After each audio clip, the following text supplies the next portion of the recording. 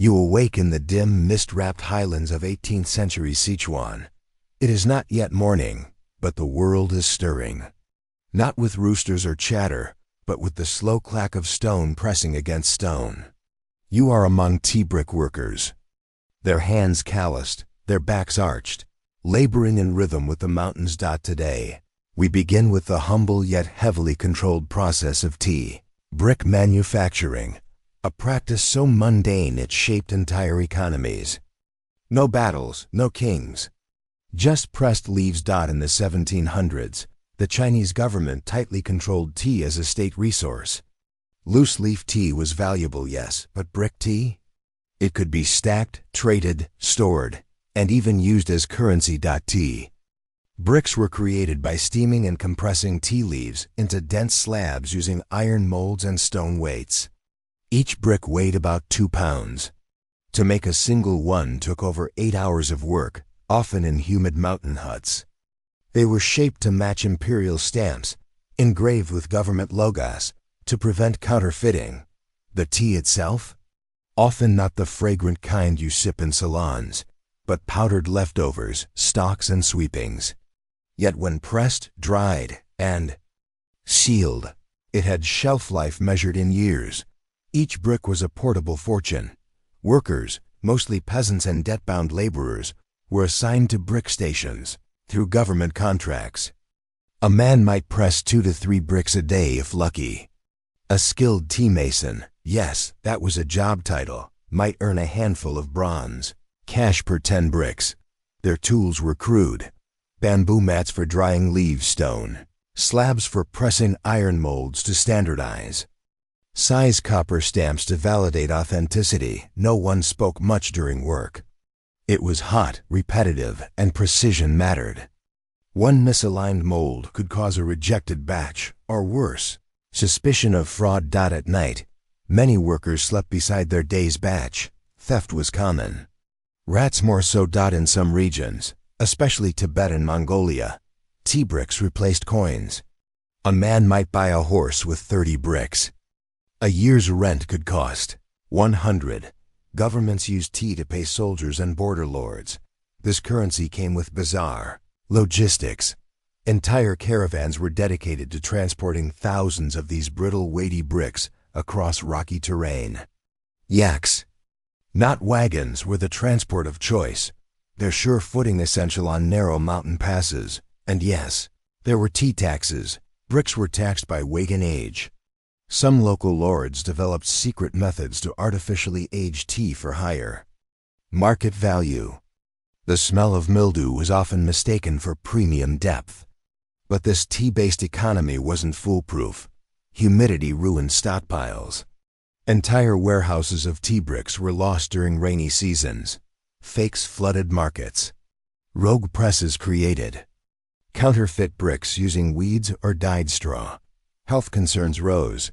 Powdered bricks were often smoked or boiled, and low-quality batches caused stomach sickness. Still, the system endured. Why? Because tea wasn't just a drink. It was a routine, a ritual, a source of warmth in frozen outposts and a bribe in cold-hearted courts.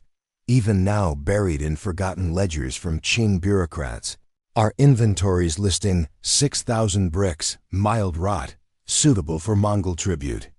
And so as the fog settles over the brick stations once more, you wonder, who were the men who never drank the tea they made? Did they know their work fueled empires, or did they just count the bricks? You've left the tea presses behind. The scent of damp leaves fades. As you descend the mountains, in your hands, 2 neatly stacked bricks, packed tightly in hemp cloth. The path before you, 100 days of dust, risk, and trade. This section takes you deep into the logistics and dangers of the tea brick trade, across yak trails, smuggler zones, and frozen passes. Tea bricks rarely traveled alone. Once pressed, they joined massive caravans, sometimes 300 to 500 yaks or mules strong. Each animal bore 60 to 90 pounds of cargo. That meant thousands of bricks per journey. Caravan crews weren't merchants. They were licensed tea porters, often members of semi-nomadic families who specialized in long-haul delivery. Children as young as 10 joined, learning to read maps, interpret clouds, and tie cargo knots. And it was all tightly regulated. This legendary path, known as Chamaguda, snaked from Sichuan through Yunnan, climbing into the Tibetan plateau. It wasn't one road, but a network of mountain trails, narrow and treacherous. Some routes climbed over 4,000 meters. Others disappeared under snow for half the year. Avalanches? Frequent. Bandits? Common. Avalanches and bandits? Also not uncommon, yet caravans persisted. Because on the other end of these trails, a single brick might buy an entire month's grain ration. The Chinese Empire didn't just want to sell tea, it used it as leverage. In return for bricks, Tibetan rulers traded war horses. These horses were essential to frontier defense. The Chinese cavalry relied on them, and the mountainous terrain made domestic breeding impossible in many regions. So the trade became political. Strict accounting was enforced. One strong horse equals 4060. Bricks weak or sick horses equals rejected. Inspectors from both sides verified the trade, often arguing for days over the age of the horse or the mold stamp of the brick. This wasn't casual barter. It was diplomacy on horseback, but the balance was fragile. Some seasons saw poor tea harvests. Other years, horses died en route.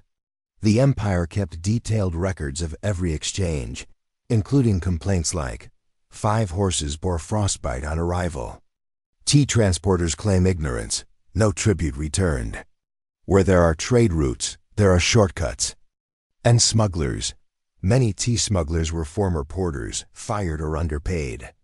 They forged stamps, shaved weights off bricks, or hollowed them out to hide opium, silver, or messages. Fake bricks made from pressed bark and cow dung were occasionally seized, painted and lacquered to resemble the real thing. Border guards, often underpaid themselves, accepted bribes. Whole villages became known as tea ghost towns, places built around one purpose, redirecting and laundering counterfeit tea. Punishment? Severe. Smugglers were often branded or sentenced to tea labor camps, where they pressed bricks for the empire they tried to cheat. Still, the trade thrived. Tea porters faced extreme weather. In Yunnan, monsoons turned paths to mud rivers. On the plateau, nights dropped below -20 degrees Celsius. Frostbitten hands had to still tie the yak knots. Wet bricks had to be dried by campfire without cracking. They carried minimal food, mostly dried barley cakes, salted yak jerky, and tea. Yes, the same bricks they carried. A pinch boiled in water staved off fatigue and altitude sickness. Superstitions ran deep. Some crews sang lullabies to their yaks, believing it calmed the load. Others painted red dots on bricks, charms against snow demons. A broken brick mid-route? Considered bad luck, often tossed into rivers as offering. Each crew left behind stone markers along the path, small cairns with scratched characters, prayers for safe return. Many didn't dot as you sip the warm tea made from a sliver of the brick. You carry, you ponder. Was the tea more valuable than the man who carried it? And how many hands did it pass through before it reached the lips of an emperor? You've made it. After hundreds of miles across fractured stone and freezing nights, your bricks arrive, not in palaces first, but in smoke-sweet tea houses lonely. Garrisons, and the storerooms of history.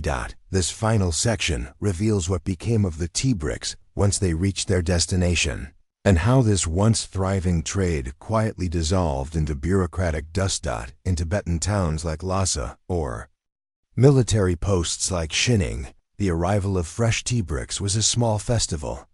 Not with trumpets, but with boiling kettles and low conversation. How was brick tea prepared?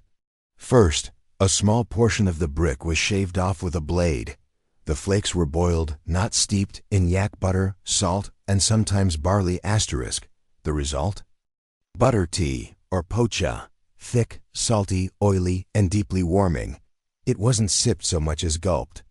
It filled stomachs, greased lips, and kept monks, herders, and soldiers alive through punishing cold. In some temples, tea was ritually shared each morning. In others, bricks were ground into powder and used to treat minor illnesses, digestion mostly. Tea was medicine before it was pleasure. A small irony: the men who pressed the bricks never tasted the version served here. Many of the bricks were not drunk.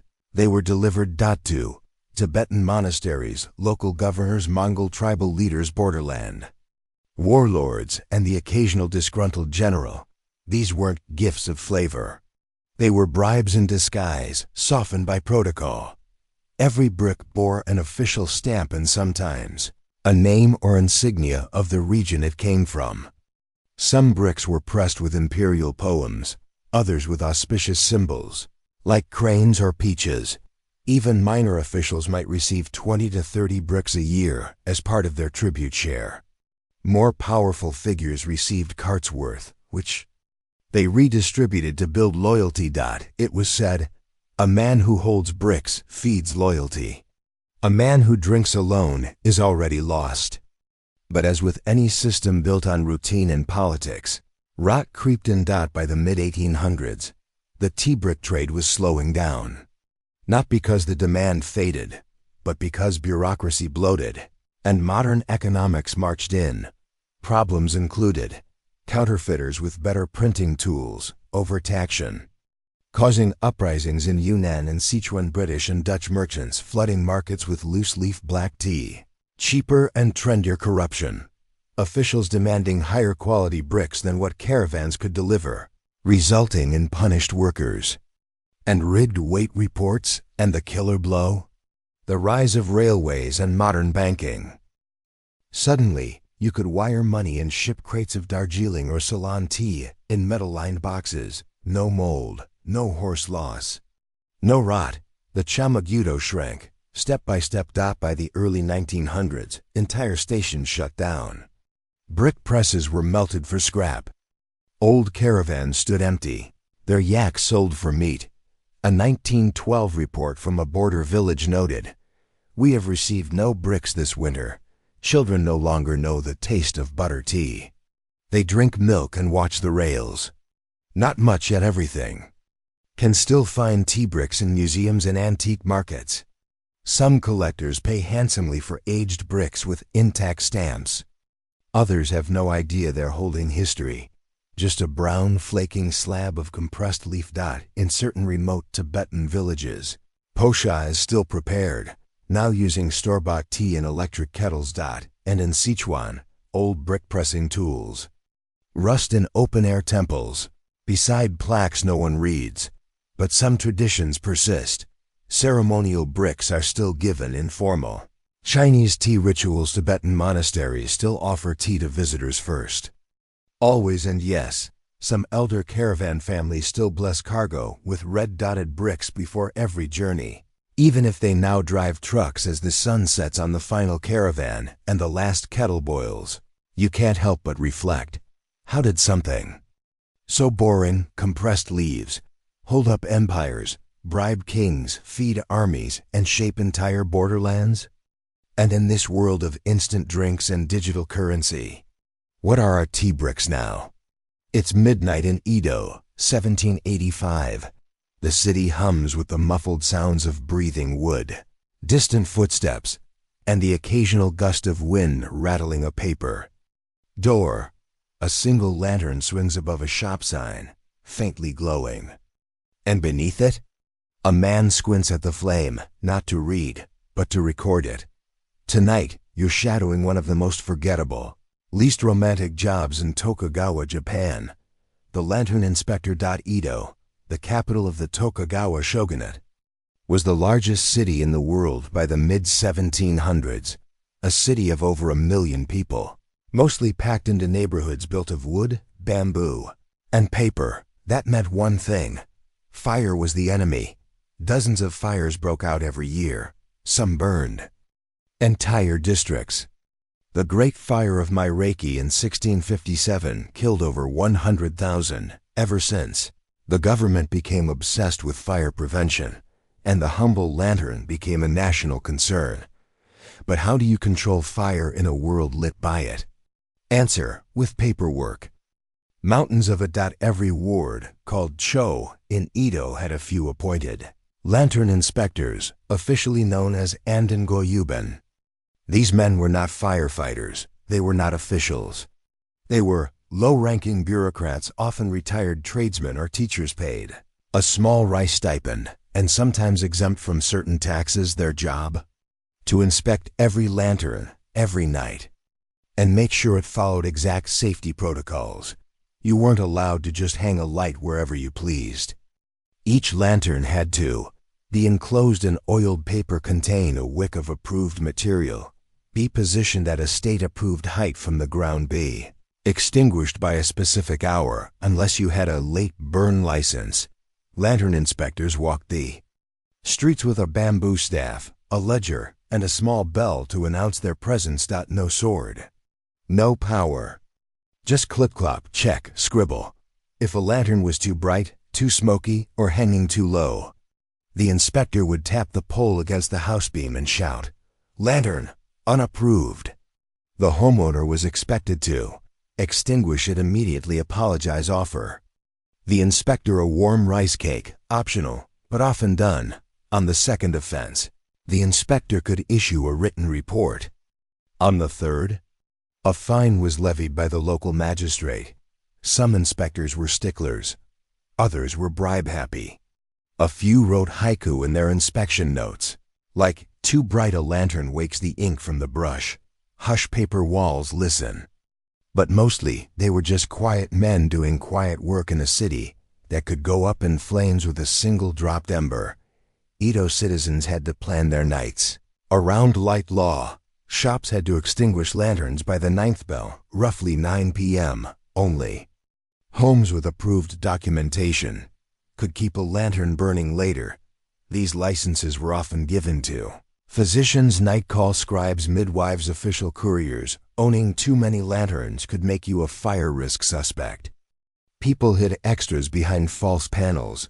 Weddings had to account for flame inspections. Some towns hired temporary flame watchers to stand post during large evening events. And yet, most lanterns were perfectly safe. Fires, when they happened, were rarely because of lanterns, but because of kitchens, hearths, or festivals gone wrong. Still, the government needed someone to check. And so the inspectors walked, checked, and logged. Each log was archived weekly, delivered to a district office, and then filed away. Many never read. Hundreds of thousands of lantern logs exist in Japanese archives. Most say the same thing. No fault, all extinguished. Still, they represent something quietly astonishing. A city attempting to control chaos with routine, not force. No shouting, no armies. Just quiet men, oiled paper, and the promise that someone, somewhere is watching your flame. So now, as the inspector scribbles his final note and his sandals turn toward home, you wonder, was this control? Or was it comfort? The idea that every flame was seen, even if it flickered alone in the dark. The lantern inspector walks slower tonight, not from fatigue, but fascination. The lantern before him isn't just a light. It's a masterwork, delicate calligraphy traced onto oiled mulberry paper, its frame made of carved hinoki wood, emitting not just warmth, but status. Tonight, we explore how the simple lantern was not just a tool, but a statement, and how the men tasked with regulating them became, unintentionally, the gatekeepers of beauty, class, and quiet rebellion. In Edo period Japan, everything, even the mundane, could become an art form. Lanterns, anden, chochin, and banbori were no different.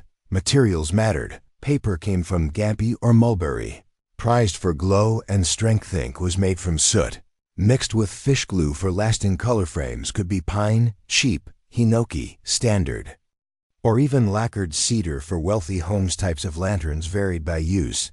Anden, indoor stand lanterns, used by scholars and reader. Shochin, collapsible paper lanterns, often carried or hung outside a banbori, decorative festival lanterns, More about show than function, even the flicker of the flame mattered, considered part of the ambience.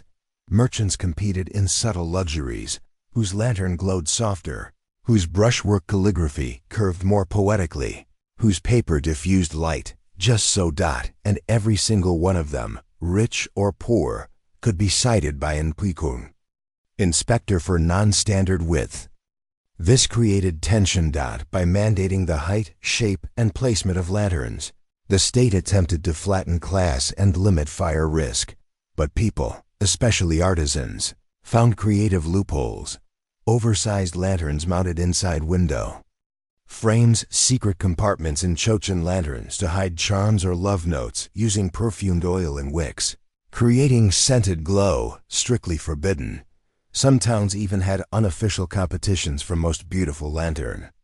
Judges, gossiping neighbors. Prize, quiet admiration. Inspectors, meanwhile, walked a line. If they cited a beloved merchant's lantern, the backlash could be social, not legal. Some grew to appreciate the designs. Others became unexpected connoisseurs, writing long comments like, "Flame slightly overbright." But frame exhibits masterful balance, no citation. One notorious inspector in Asakusa district became famous for sketching lanterns he liked in the margins of his logbook. His notes are now studied in art history departments during Oben, the Lantern Festival, and New Year's. Edo streets bloomed with light. Regulations relaxed slightly, but not completely. Inspectors were still expected to monitor lantern height limits, no more than 6 shaku, about 6 feet. Wick counts. Some families illegally used dual wick lanterns for more brightness. Design. Obscenity, naked figures, or political slogans were banned. Some lanterns snuck in coded messages, brushstrokes forming riddles, symbols, or even satire against the shogunate. Inspectors reported these, rarely. More often, they shrugged and moved on. After all, the flame was legal. The meaning was just poetic. Over time, the lantern inspectors became the only consistent observers of evolving lantern culture. Their logbooks captured names of artisans, designs used in each ward, changes in wick materials, notes about new oil from Nagasaki, smells cleaner. Today, scholars piece together Edo's lost lantern art, not from museums, but from inspection scrolls, preserved because some official decided record keeping is sacred. In a quiet way, the inspectors became guardians of a visual language no one else bothered to catalog. Not artists, not merchants, not samurai, just a man with a paper hat, a lantern of his own, and a notebook. So as the inspector pauses beneath a cherry tree, squinting at a crimson lantern painted with koi and clouds, you wonder, did the man enforce order? Or did the light change him instead? When does regulation become reverence? The year is 1870. The Meiji Restoration is in full swing. Western clothes appear in alleyways. Street signs are rewritten. And for the first time in Edo, now renamed Tokyo, the night no longer smells like oil and paper. It smells like coal gas. This final section reveals the slow disappearance of the lantern inspectors and how a centuries-old system designed to prevent disaster simply faded, not with rebellion or fire, but with progress. The final recorded lantern inspection in Edo's archives is dated June 3, 1872, signed by an inspector named Kobayashi Goro, aged 64. His logbook entry reads, 9 lanterns inspected. 1 paper crack noted. Weather dry, all extinguished, no incident. This would be the last of tens of thousands of similar notes. Within months, the Meiji government introduced a centralized bureau for urban lighting, managed not by neighborhood bureaucrats, but by engineers and foreign-trained inspectors. The lantern codes were repealed. No more oil wick standards. No more extinguish by 9 curfews. The streets would now be lit indefinitely, and yet, not everyone rejoiced. The arrival of gaslight posts brought undeniable advantages: brighter light, longer hours of commerce. safer travel. But it also brought something more difficult to quantify: displacement. Lantern makers, thousands of them, were left jobless. Inspectors lost their rice stipends and tax breaks. Shops that once showcased bespoke lanterns now turned off their oil lamps for good dot in quieter districts. Residents protested subtly, relighting their old paper lanterns despite the gas lamps carving lantern-shaped charms and hanging them on walls, staging lantern wakes, where neighbors gathered to drink tea and thank their family lanterns before retiring them forever. A few stubborn shops refused gas altogether, continuing to operate by lantern until the early 1900s, citing atmosphere. Some lantern inspectors, now unemployed, became private lighting consultants for traditional inns. Others simply faded into the streets they once walked with purpose. What happened to the mountains of logs? Many were burned or shredded by early Meiji clerks trying to streamline the new capital. Some were recycled into new paper stock. Others survived in temple storage rooms, forgotten until rediscovered a century later. Today, those that remain offer more than just fire reports. They tell how long an artisan's shop remained active when a festival began to grow or fade. What families prioritize safety versus show, and how a city managed fear without violence. Ironically, the inspectors, once faceless, are now studied more than the samurai they once shared the city with. Their ledgers read like poems of routine. Late glow at the carpenters again, likely newborn. Will permit tonight, no citation. Unusual smell near temple lantern. Possibly foreign oil, monitor. Rain arrived, lanterns out early. Streets whisper. Tokyo today is a riot of neon screens, halogen. The night is never dark, but in small corners, the old glow persists. In the Banbori festival at Zuzuji Temple, where paper lanterns light the path and memory of ancestors in ryokan inns, where you can still be shown to your room by a staffer carrying a candle-lit anden in museums, where logs of forgotten inspectors are displayed beside their faded uniforms, brown cloth, ink-stained cuffs, and a silence that speaks. And some Tokyo historians still refer to the city's old fire prevention zones as lantern blocks. The maps remain. So do the echoes. So as the final lantern is extinguished, its paper folding in on itself, you sit back and wonder, what do we lose when we abandon the quiet guardians? Who watches the light now, and what happens when it never goes out? You wake, not with the sun, but with the stars. The streets of Guangzhou, 1823, are hushed. Market stalls lie folded like tired hands. Lanterns flicker low in doorways, and somewhere in the distance, clang ... clang. Clang ... A gong sounds 3 times. A warning? A marker? A comfort? Perhaps all 3. This is the beginning of another shift for the city's night watchman, or Zun Luo, the invisible spine of urban safety. And tonight, you wear his shoes. Qing China's cities were governed not just by magistrates and soldiers, but by a host of small-scale civil workers, including night watchmen, tasked with patrolling the streets from dusk till dawn. They were not warriors, not police, not judges, but they were walkers. Observer needs their job to keep the peace, mark the time, and report disturbances.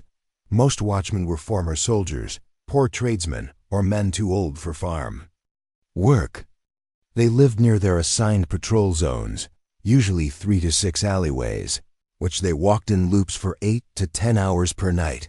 They were paid in monthly grain, scraps from local merchants, or small coin stipends from neighborhood associations. The Qing dynasty did not have pocket watches for the public. Instead, people relied on the night watch gongs to know the hour. A standard night was divided into 5 zheng, each lasting about 2 hours.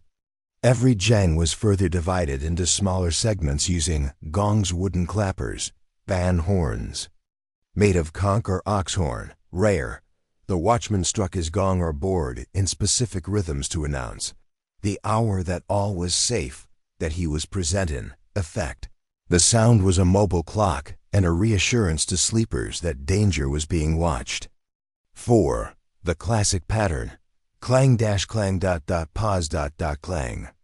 This meant third jang. All clear. Each watchman carried a small gong or banborda lantern with district emblem, a logbook, rarely written during patrol, mostly after, a wooden truncheon, just in case. He wore straw shoes, cotton wraps, and a wide-brimmed hat soaked in oil to protect against rain. Despite the gong, the job was mostly silence.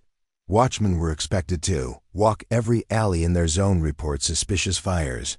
Noises or smells intervene in fights, drunken disturbances, or illegal gatherings, help the lost or sick, record lights left burning past curfew, identify open gates. A major concern: they were not allowed to enter homes, carry swords, or make arrests. Instead, they documented, and if needed, alerted the Yamen local office. The phrase most often heard during their patrol was, "All is well, all is still, third watch, rest in peace. Ping and wuxi san zheng." This mantra was sung softly, repeated over and over. In many cities, children fell asleep to the sound. It became a lullaby of reassurance. Despite the rules, real life crept in. Watchmen had favorite spots: a friendly noodle stall that stayed open late, a temple doorway shielded from rain, or a wealthy home whose servants sometimes left out hot tea and rice balls. Some became local legends, known for their steady voice or bravery during fires. Others that were less noble. Some sold advance warning to gamblers or courtesans during raids. A few took bribes to look the other way. One infamous watchman in Hangzhou was caught sleeping in a wine shop every night and hiring a boy to walk the gong route for him. Still, most were ordinary men, walking 15,000 steps a night, watching others sleep. So now, as you pause in the stillness, hand resting on your worn wooden gong, you wonder, does the city dream differently when someone walks its dreams for them? And who watches the watchman when everyone else forgets to remember him? The gongs are silent now. The city stretches, yawns, and rubs its eyes. But you, the watchman, do not rest yet. You've just finished your rounds. The streets you've patrolled since dusk now belong to butchers, vendors, and early temple goers. As people begin their day, your own becomes invisible.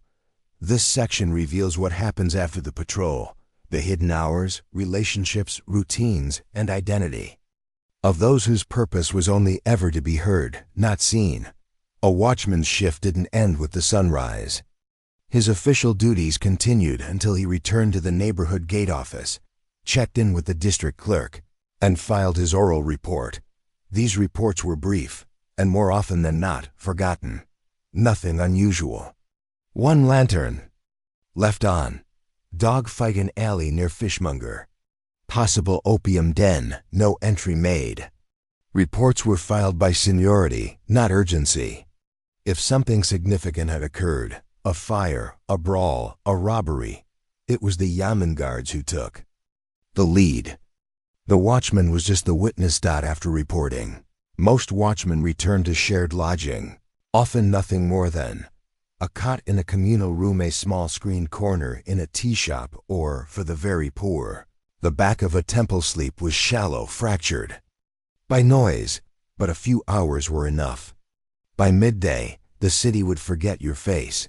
And that's how you liked it. To be a watchman was to hover between classes, a position both necessary and invisible. You were not a scholar, a merchant, a peasant, nor were you part of the military caste. Though many of your duties brushed against law enforcement, your uniform marked you as useful but expendable. Commoners nodded politely. Officials didn't bother. The only people who truly saw you were shopkeepers, who relied on your presence for safety, children who mimicked your gongs in play, and older women who lit incense for you at temples after fires. Some neighborhoods showed quiet gratitude, offering dumplings during the Lantern Festival, or tipping during mid-autumn with sweet buns, but mostly, You walked the line just above poverty, just below dignity. There was no formal academy. To become a watchman, you either inherited the job from a father or uncle, applied through the District Gentry Association, or were placed there by a magistrate after failing at another job, often military or courier work. Training was simple and brutally practical. Learn the gong rhythms for each jeng, memorize the watchman's chant for your city, the patrol route until you could walk it in total darkness. Learn to recognize 50 common smells: smoke, opium, mold, dead animal, lamp, oil. There were no weapons. If attacked, your job was to alert, not to intervene. You were given a wooden baton, mostly symbolic. Elders often passed on non-official tips. Never enter a fight between a drunk and his wife. If the alley is quiet too long, check the rooftops. The moon's reflection can trick you. Always walk where the dirt is warm. These weren't in the manuals, but they mattered more. By afternoon, some watchmen worked odd jobs: mending nets, chopping wood, writing letters for the illiterate. Few watched the city from shaded tea shops, noting the same alleys they patrolled by moonlight, but most simply blended in. They had no ceremonial role, no seat at festivals, no official recognition.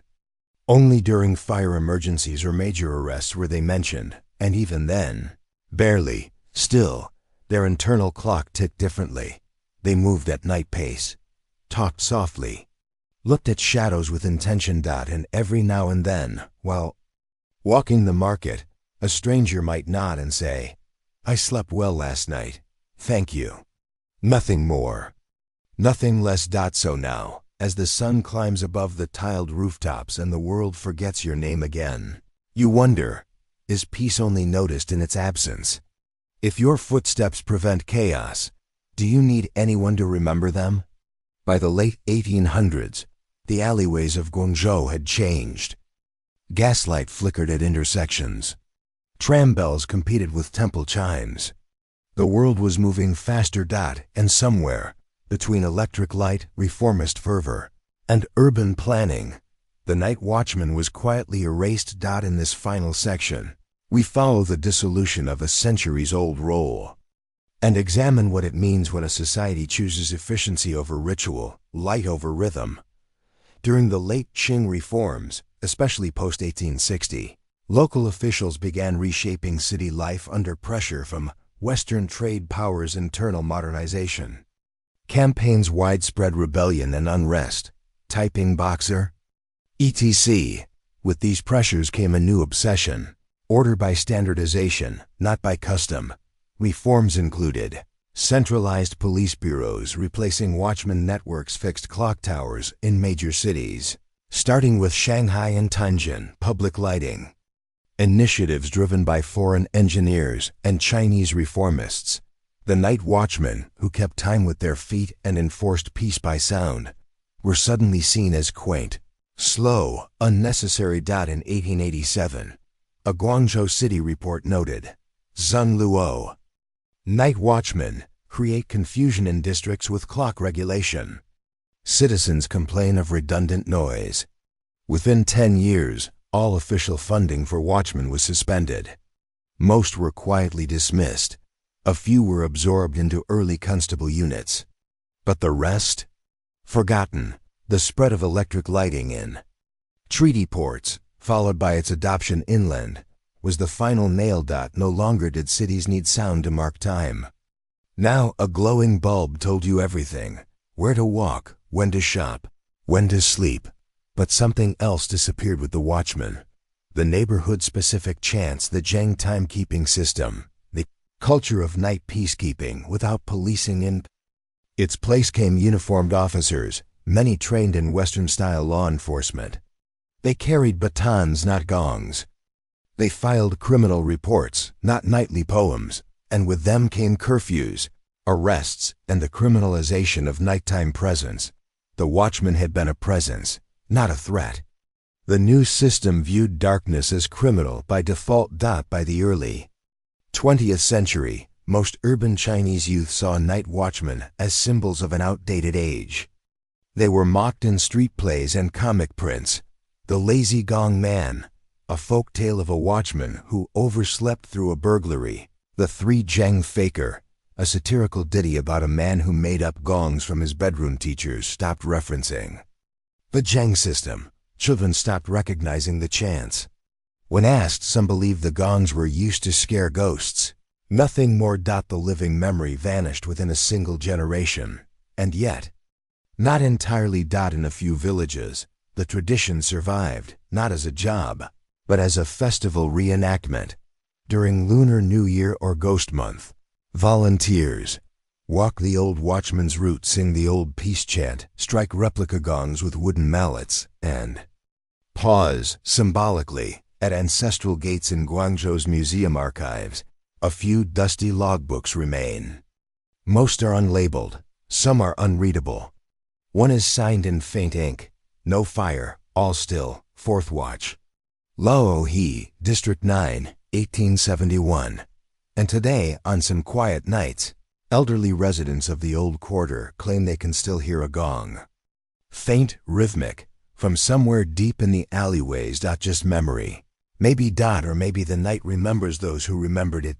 So now, as your last shift ends and your final chant fades into the waking world, you wonder, did we lose safety? Or silence?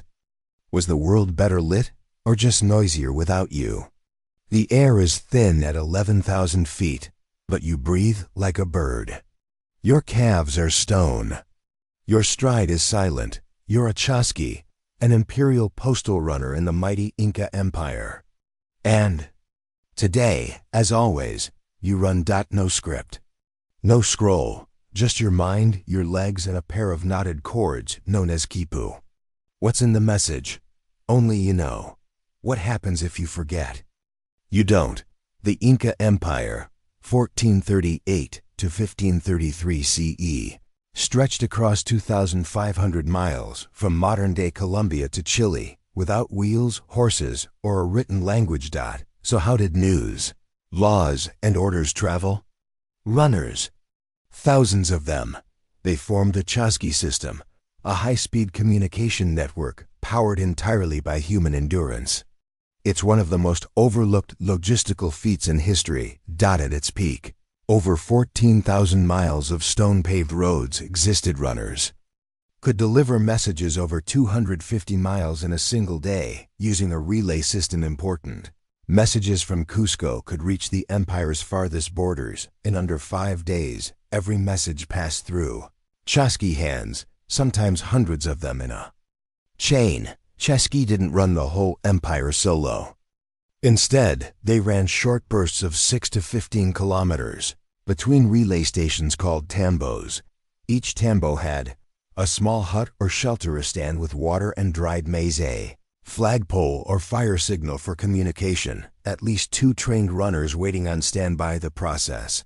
A runner approaches, blowing into a conch shell trumpet. The next Chasqui stands ready. The first runner verbally relays the message, hands over the quipu, and collapses. The next runner bolts down the trail. No delay. Number deviation. It was a human network, timed by sun and muscle. Speed was everything. With no written language. Chasqui memorized. Oral reports, emperor's orders, population counts, agricultural inventories, or even descriptions of foreign envoys to support their memory. They carried quipus, cords with knotted strings representing numbers, categories, or coded ideas. But the context? That stayed in the runner's head. A single quipu could mean 3 bundles of maize short in Ayaviri, or armed strangers in the valley, request soldiers. Only the Chasqui knew which. This meant trust was everything. A dishonest runner could start a war. So Chasqui were trained from youth, selected for stamina, discipline, flawless recall. Some could repeat entire speeches word for word after hearing them only once. They didn't just deliver messages. They were the messages. Running the Andes wasn't a scenic jog. Chasquis faced altitude sickness, landslides, wild llamas, and on rare occasions, bandits or rebellion. Shoes? Usually barefoot, or in woven sandals reinforced with llama hide. Clothing? Simple tunics, a sling for quipus, and sometimes a feathered headdress for rank. To keep speed. They ran light and fast, no weapons, no cargo. And they had rules. No stopping to talk, no deviation from the road, no sitting at a tambo unless injured or dismissed, no speaking the emperor's message aloud in public if a runner was caught slowing down. The penalty ranged from dismissal to punishment by lashing. The empire's heartbeat depended on their pace, and still they ran. So now, as you hand off your quipu, gasping at 12,000 feet with blood pounding in your ears, you ask yourself, what kind of empire trusts a message with no paper, no ink, only breath and speed?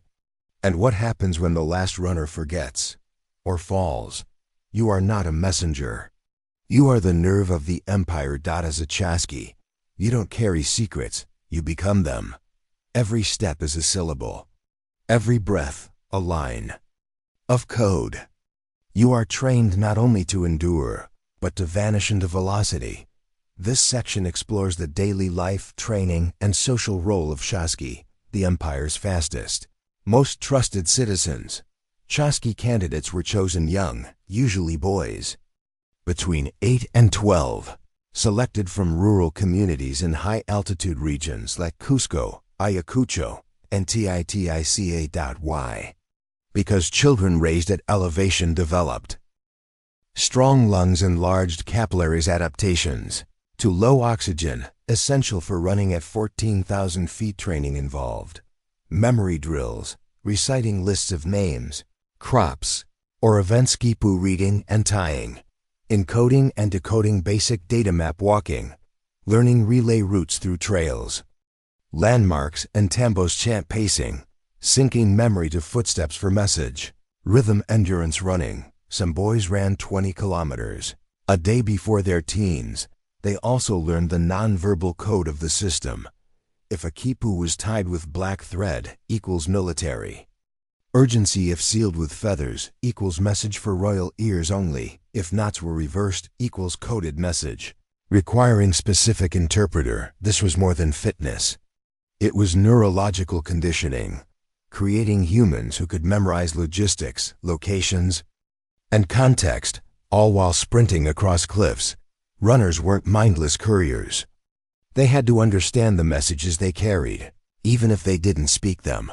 Messages included tax tallies, harvest forecasts, ceremonial orders, i.e., who brings the corn beer and when, enemy movements, because quipus were shorthand, not full instructions. Only the chasqui could deliver the whole meaning. Mistakes were rare, but when they happened, punishments were swift. Retraining, reprimands, or in extreme cases, banishment from the road. In some cities, failed runners were assigned to canoe work or field counting, still important, but off the trail. A subtle demotion. The message was clear. You forget once, you don't forget again. Despite their simplicity, chasqui were respected, sometimes even revered. They were exempt from most taxes, given food and drink at any tambo, allowed to speak directly to noble officials, given ceremonial feathers or sashes for elite routes in festivals. Elite chasqui appeared with painted faces and gold-trimmed sandals, symbols of their speed. They often carried mock quipus during parades, performing symbolic handoffs to represent the empire's unity. Some noble families arranged marriages between their daughters and renowned runners to tie the family to the road. Yet others looked down on them, especially the coastal elites, who saw runners as countrymen with muscles, not minds. Still, none dared insult a chasqui mid-route. Doing so could mean imperial sanction, or worse, removal from tambo access, which would isolate your village from food, aid, and orders. In a world without phones, this was equivalent to exile. Runners didn't speak unless necessary. That was the rule. Each leg of the relay followed a ritualized rhythm. Blow the conch, announce approach, deliver message with precise phrasing, confirm eye contact and accuracy, turn, and run, forget everything you just said. This was mental hygiene. You didn't carry messages in memory for long. It was like breathing data in, exhaling it out. This kept the runners psychologically light. The best Chasqui could deliver 15 separate messages in a day, handle multiple quipus at once, repeat messages word for word even weeks later. If requestionata, few were even rumored to be polyglots, able to memorize Spanish or Quechua translations during the empire's final years, though no confirmed records survive. So now, standing at your tambo scanning the horizon, you ask, if the empire fell tomorrow, would its memory still survive in the bodies of those who carried it? Or would it vanish the moment the runners stop running? You can hear the panic before it reaches you. Tambas are silent. Quipus hang untouched. The conch shell is still. The trail, once vibrant with footfall and flame, has gone quiet. And you, the Chasqui, are holding a message, with no one left to receive it. This section traces the disappearance of the Incan postal system, from the arrival of the Spanish conquistadors to the collapse of the last relay. A system built on lungs and trust, gone in a blink of colonial history. When Francisco Pizarro and the Spanish arrived in the early 1500s, they didn't just bring steel and horses. They brought confusion. The Inca Empire was mid-civil war between brothers Atahualpa and Huascar, both of whom had Chasqui feeding them information daily. But once the Spanish landed, reports of bearded men on beasts, strange weapons, fire sticks, pale skin and unfamiliar flags, unknown language and even more unknown intentions. Chasqui delivered these messages, but the meaning was beyond their frameworks. There were no quipus for gun, no thread for cross. And so, when Atahualpa received reports of foreigners walking faster than horses and bringing thunder, he laughed. And when he was captured in Cajamarca soon after, the roads went silent. While the conquest is often framed as fast and brutal, the collapse of the Chasqui network was slower and quieter. First came smallpox and measles, spread ahead of the Spanish, wiping out tambos, runners, and entire communities. Before a sword was drawn, then came strategic dismantling.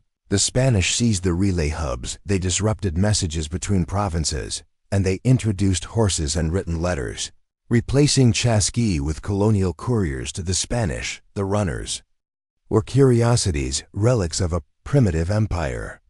Their non-written communication system was seen as suspicious, if not useless. To the Inca, it was the beginning of disconnection. Messages no longer reached the mountains. Orders from Cusco turned to rumors. Food shipments missed their harvest. Deadlines. An empire ruled by precision, timing, and verbal truth could not survive. Delay and doubt. The Spanish replaced oral tradition with paper, letters sealed with wax, carried by horseback, written in Castilian. They couldn't read quipus, and so they burned them as pagan relics. Ordered translators to abandon the cords, decreed quipus unnecessary under the word of God.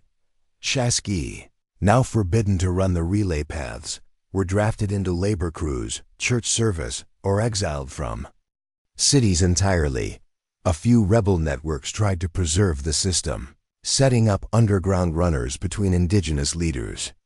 These were hunted and punished. By 1572, with the fall of Vilcabamba, the last Incan stronghold, the final known Chasqui relay was dismantled. And just like that, the empire's nervous system went dark. Today, we have no complete record of what the Chasqui remembered or how many quipus they carried. Many quipus were destroyed. Runners were never formally recorded, and the roads were repurposed for European trade. But the trails still exist. You can still walk parts of the Capac, own the Royal Road through the Andes, and if you look closely in Peruvian villages, you'll find old tambo foundations, now goat pens, rock markers placed by runners.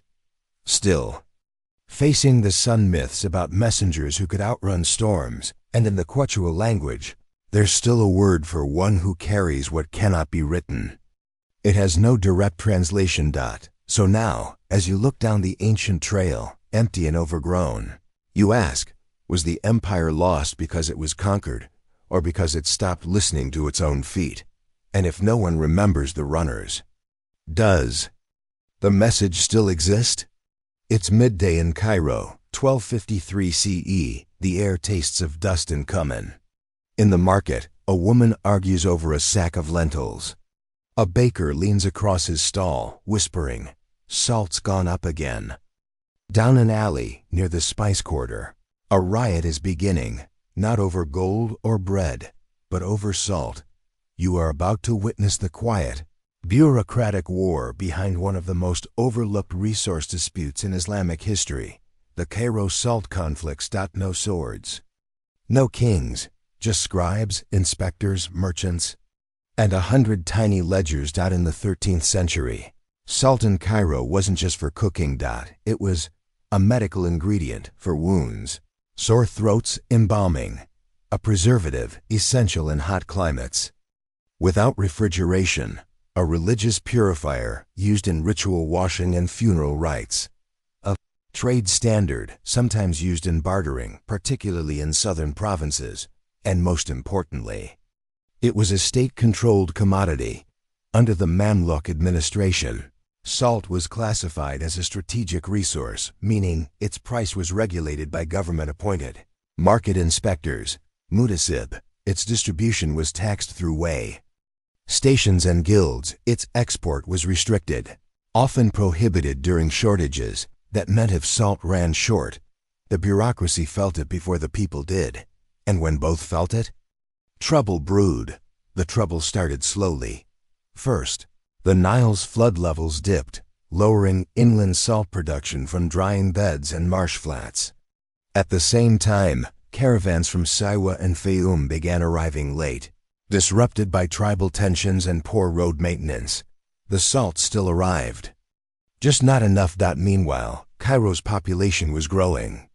Its urban poor, reliant on cheap salt rations to preserve fish, meat, and olives, began noticing smaller scoops from vendors mixed quality salt, white mixed with gray or sand. Sudden price fluctuations, sometimes doubling overnight. Officially, prices were fixed by the Hispa courts, based on a ratio of grain to salt. But in practice, corruption seeped in. Market inspectors were bribed. Salt merchants hoarded supplies. Weights were tampered with, sandbags hidden under legitimate sacks. One mutasib wrote, "Salt sold at dawn differs from that at noon. The merchants swear they know not how." But they did know. Everyone did. Every merchant was required to keep a salt ledger, a record of how much salt they bought, from which supplier, at what price, to whom it was sold, and in what amount. These books were inspected weekly. A missing line could mean fine, suspension from trade, or even temporary imprisonment if shortages worsened. More ledgers were forged or double-written. Some merchants reported fake stockpiles to avoid accusations of hoarding, created ghost buyers. Non-existent customers listed in the margin sold low-grade salt under false names. Often to the poor, the records became fiction. And when the records break, the markets break soon after. The final straw wasn't a tax. It was a kitchen problem. Cairo's working women, many of whom preserved food at home, began organizing informal meetings in bathhouses and public fountains. Through gossip and shared rations, they realized their salt weights were shrinking. Prices rose every week, yet the official market reports claimed stability. They didn't need math to know they were being lied to. And so, in late 1253, a group of women, mostly washerwomen and widows, marched to the spice market and overturned a cart of government-stamped salt. The riot lasted only a few hours, but by evening, 13 stalls were burned, 2 inspectors were beaten. Every ledger in the market office was destroyed. The court declared the event a disruption by ungrateful citizens. But the people? They remembered it as the day the air lost its taste. So as the sun sets and the salt remains locked behind iron doors, you wonder, when the smallest things, salt, scales, are corrupted, how long before society crumbles too? And who counts the grains when the books are ash? It's been a week since the salt riot of 1253. The stalls have been rebuilt, the burnt ledgers replaced. But a new tension simmers. not in the streets, but behind closed doors. The Mamluk state, humiliated by a riot over something as common as salt, begins its countermeasure, a bureaucratic siege. This section explores the official response to the crisis, the inspectors, informants, forged weights, and the silent war. To regain control of the salt supply. The Mutasib, Cairo's official market inspector, was not a soldier, but he had powers nearly equal to one. He could shut down shops, levy fines, confiscate goods, demand sworn testimony, and even order public flogging for repeat frauds. After the riot, pressure from the Diwan al-Amwal Treasury Court landed hard on his shoulders. Their demand was clear: prove the market is stable, or we'll prove you're the instability. So he turned to Cairo's most feared form of regulation, salt surveillance. Special agents were dispatched in secret to observe and document irregularities in salt pricing, weighing practices, source claims, and buyer interactions. They posed as peasant women buying in bulk, caravan traders with poor Arabic pilgrims seeking preserved dates for travel. Their mission? Catch corruption in the act. One Salt Monitor's report survives. Found merchant using dual scale rig. Honest weights for inspectors, hollowed copper for peasants. Noted a child changing scoops behind curtain. These agents often carried hidden ledgers stitched inside their robes, where they recorded quantities and seller names in shorthand. Once gathered, the evidence was compiled into a salt violation scroll, reviewed weekly by the city magistrate. In response, merchants developed defensive tricks: dual-scale boxes, one for inspections, one for customers', false bottoms and salt sacks, filled with pebbles or flour to mimic weight per weighted coins, shaved to reduce payment. Sand mixed salt. Dried riverbed sand was ground and mixed at a 3-to-1 ratio. Inspectors responded by carrying state-certified weights, usually iron rings tied with silk thread. These test weights were dropped into scales unannounced. If a merchant's weight differed, punishment followed. Some tried to bribe their way out. One man reportedly offered the Mutasib a barrel of imported honey. The bribe was accepted. The man was still flogged. Justice, Cairo-style. As the crackdown intensified, the government attempted to rebuild public faith in the market, instituted open weighing stations, public platforms where citizens could verify. Salt for free mandated all vendors post salt origin banners, i.e., Saiwa salt, tax paid, official seal. Issued new ledger books with dyed red edges to mark authenticity, offered small rewards, dates, lentils for whistleblowing. This helped slightly, but the core issue remained. The salt supply was still unstable. The Nile's erratic flooding continued. Southern routes were still unreliable, and the growing population pressed harder on the system. So trust, not law, became the final currency. People didn't shop where prices were best. They shopped where salt didn't smell like river mud, and the seller looked them in the eye. So now, as the city breathes a tense kind of order and the inspectors tighten their scrolls, you wonder, can fairness be forced with ink and fines? Or does the market only behave when the people believe it does? The fires have been put out, the scrolls rewritten. But the taste of the salt crisis remains in laws, in guild charters, in kitchen gossip. This final section explores the long-term effects of Cairo's 1253 salt riots and reforms, how a single commodity reshaped urban power, gender dynamics, and market regulation for decades to come. Because in a city as old and layered as Cairo, no crisis ever truly ends. It simply becomes policy. In the aftermath of the unrest, the Mamluk authorities didn't just tighten surveillance, they restructured entire trade. Guilds, Kovith. Key changes included merging salt vendors with spice traders, placing both under stricter clerical oversight, mandating that every guild head submit monthly ration reports to the Diwan, replacing older merchant councils with state-appointed inspectors trained in both law and weights, prohibiting the use of family-run Scales, forcing guilds to use communal weighing platforms. This was the birth of Cairo's public trust markets, a prototype for controlled trade hubs. Salt was no longer just a spice. It was a governed signal of market integrity.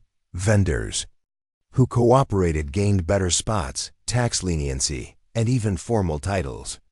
Those who resisted quietly pushed to less trafficked alleys. Salt made and unmade careers. Although often erased from official records, women played a pivotal role in Cairo's salt economy. They were the primary food preservers, buyers of household salt, organizers of local price watch networks, and in some neighborhoods, informal lenders and ration distributors. After the riot, this influence became too visible to ignore.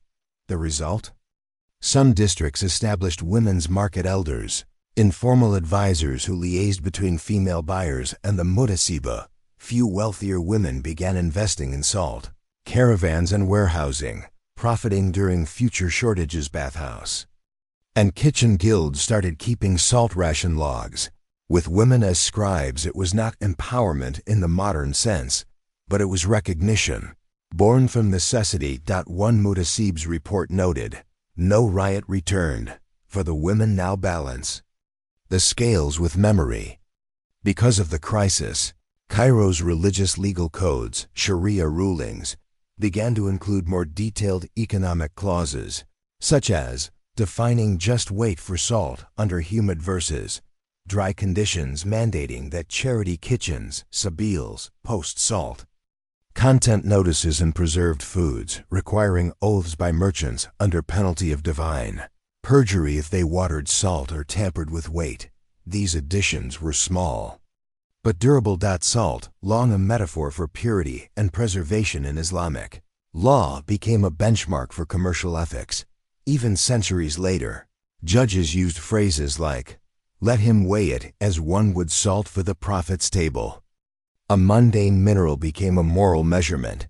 Though the immediate crisis faded, Cairo's salt economy remained heavily regulated for generations. In the centuries that followed, Ottoman governors continued using the public salt platforms. Napoleonic invaders were shocked by the detail of salt taxation scrolls, and British colonial officers in the 1800s used translated mutasib scrolls to build modern market regulation. As for the site of the original riot, it's now a small alley near Khan el Khalili, still home to spice vendors. The salt stalls are gone, but old sellers still speak of the time when women flipped the market with a scoop. So as Cairo swells into modernity and salt becomes just another kitchen item, you ask, what keeps a city stable? Law or trust? And what other grains are we counting too late? The fires have been put out, the scrolls rewritten, but the taste of the salt crisis remains in laws, in guild charters, in kitchen gossip. This final section explores the long-term effects of Cairo's 1253 salt riots and reforms, how a single commodity reshaped urban power, gender dynamics, and market regulation for decades to come. Because in a city as old and layered as Cairo, no crisis ever truly ends. It simply becomes policy. In the aftermath of the unrest, the Mamluk authorities didn't just tighten surveillance, they restructured entire trade. Guilds, Kovith. Key changes included merging salt vendors with spice traders, placing both under stricter clerical oversight, mandating that every guild head submit monthly ration reports to the Diwan, replacing older merchant councils with state-appointed inspectors trained in both law and weights, prohibiting the use of family-run scales, forcing guilds to use communal weighing platforms. This was the birth of Cairo's public trust markets, a prototype for controlled trade hubs. Salt was no longer just a spice. It was a governed signal of market integrity. Vendors who cooperated gained better spots, tax leniency, and even formal titles. Those who resisted quietly pushed to less trafficked alleys. Salt made and unmade careers. Although often erased from official records, women played a pivotal role in Cairo's salt economy. They were the primary food preservers, buyers of household salt organizers of local price watch networks, and in some neighborhoods, informal lenders and ration distributors after the riot. This influence became too visible to ignore. The result? Some districts established women's market elders, informal advisors who liaised between female buyers and the mutasiba. Few wealthier women began investing in salt, caravans and warehousing, profiting during future shortages. Bathhouse and kitchen guilds started keeping salt ration logs with women as scribes. It was not empowerment in the modern sense, but it was recognition, born from necessity. One Mutasib's report noted, no riot returned, for the women now balanced the scales with memory. Because of the crisis, Cairo's religious, legal codes, Sharia rulings, began to include more detailed economic clauses, such as defining just weight for salt under humid versus dry conditions, mandating that charity kitchens, sabils, post salt content notices in preserved foods, requiring oaths by merchants under penalty of divine perjury if they watered salt or tampered with weight. These additions were small, but durable. Salt, long a metaphor for purity and preservation in Islamic law, became a benchmark for commercial ethics. Even centuries later, judges used phrases like, "Let him weigh it as one would salt for the Prophet's table." A mundane mineral became a moral measurement. Though the immediate crisis faded, Cairo's salt economy remained heavily regulated for generations. In the centuries that followed, Ottoman governors continued using the public salt platforms. Napoleonic invaders were shocked by the detail of salt taxation scrolls, and British colonial officers in the 1800s used translated mutasib scrolls to build modern market regulation. As for the site of the original riot, it's now a small alley near Khan Falili, still home to spice vendors. The salt stalls are gone, but old sellers still speak of the time when women flipped the market with a scoop. So as Cairo swells into modernity and salt becomes just another kitchen item, you ask, what keeps a city stable, law or trust? And what other grains are we counting too late? The fires have been put out, the scrolls rewritten, but the taste of the salt crisis remains in laws, in guild charters, in kitchen gossip. This final section explores the long-term effects of Cairo's 1253 salt riots and reforms, how a single commodity reshaped urban power, gender dynamics, and market regulation for decades to come. Because in a city as old and layered as Cairo, no crisis ever truly ends. It simply becomes policy. In the aftermath of the unrest, the Mamluk authorities didn't just tighten surveillance, they restructured entire trade. Guilds, kovif. Key changes included merging salt vendors with spice traders, placing both under stricter clerical oversight, mandating that every guild head submit monthly ration reports to the Diwan, replacing older merchant councils with state-appointed inspectors trained in both law and weights, prohibiting the use of family-run scales, forcing guilds to use communal weighing platforms. This was the birth of Cairo's public trust markets, a prototype for controlled trade hubs. Salt was no longer just a spice. It was a governed signal of market integrity. Vendors who cooperated gained better spots, tax leniency, and even formal titles.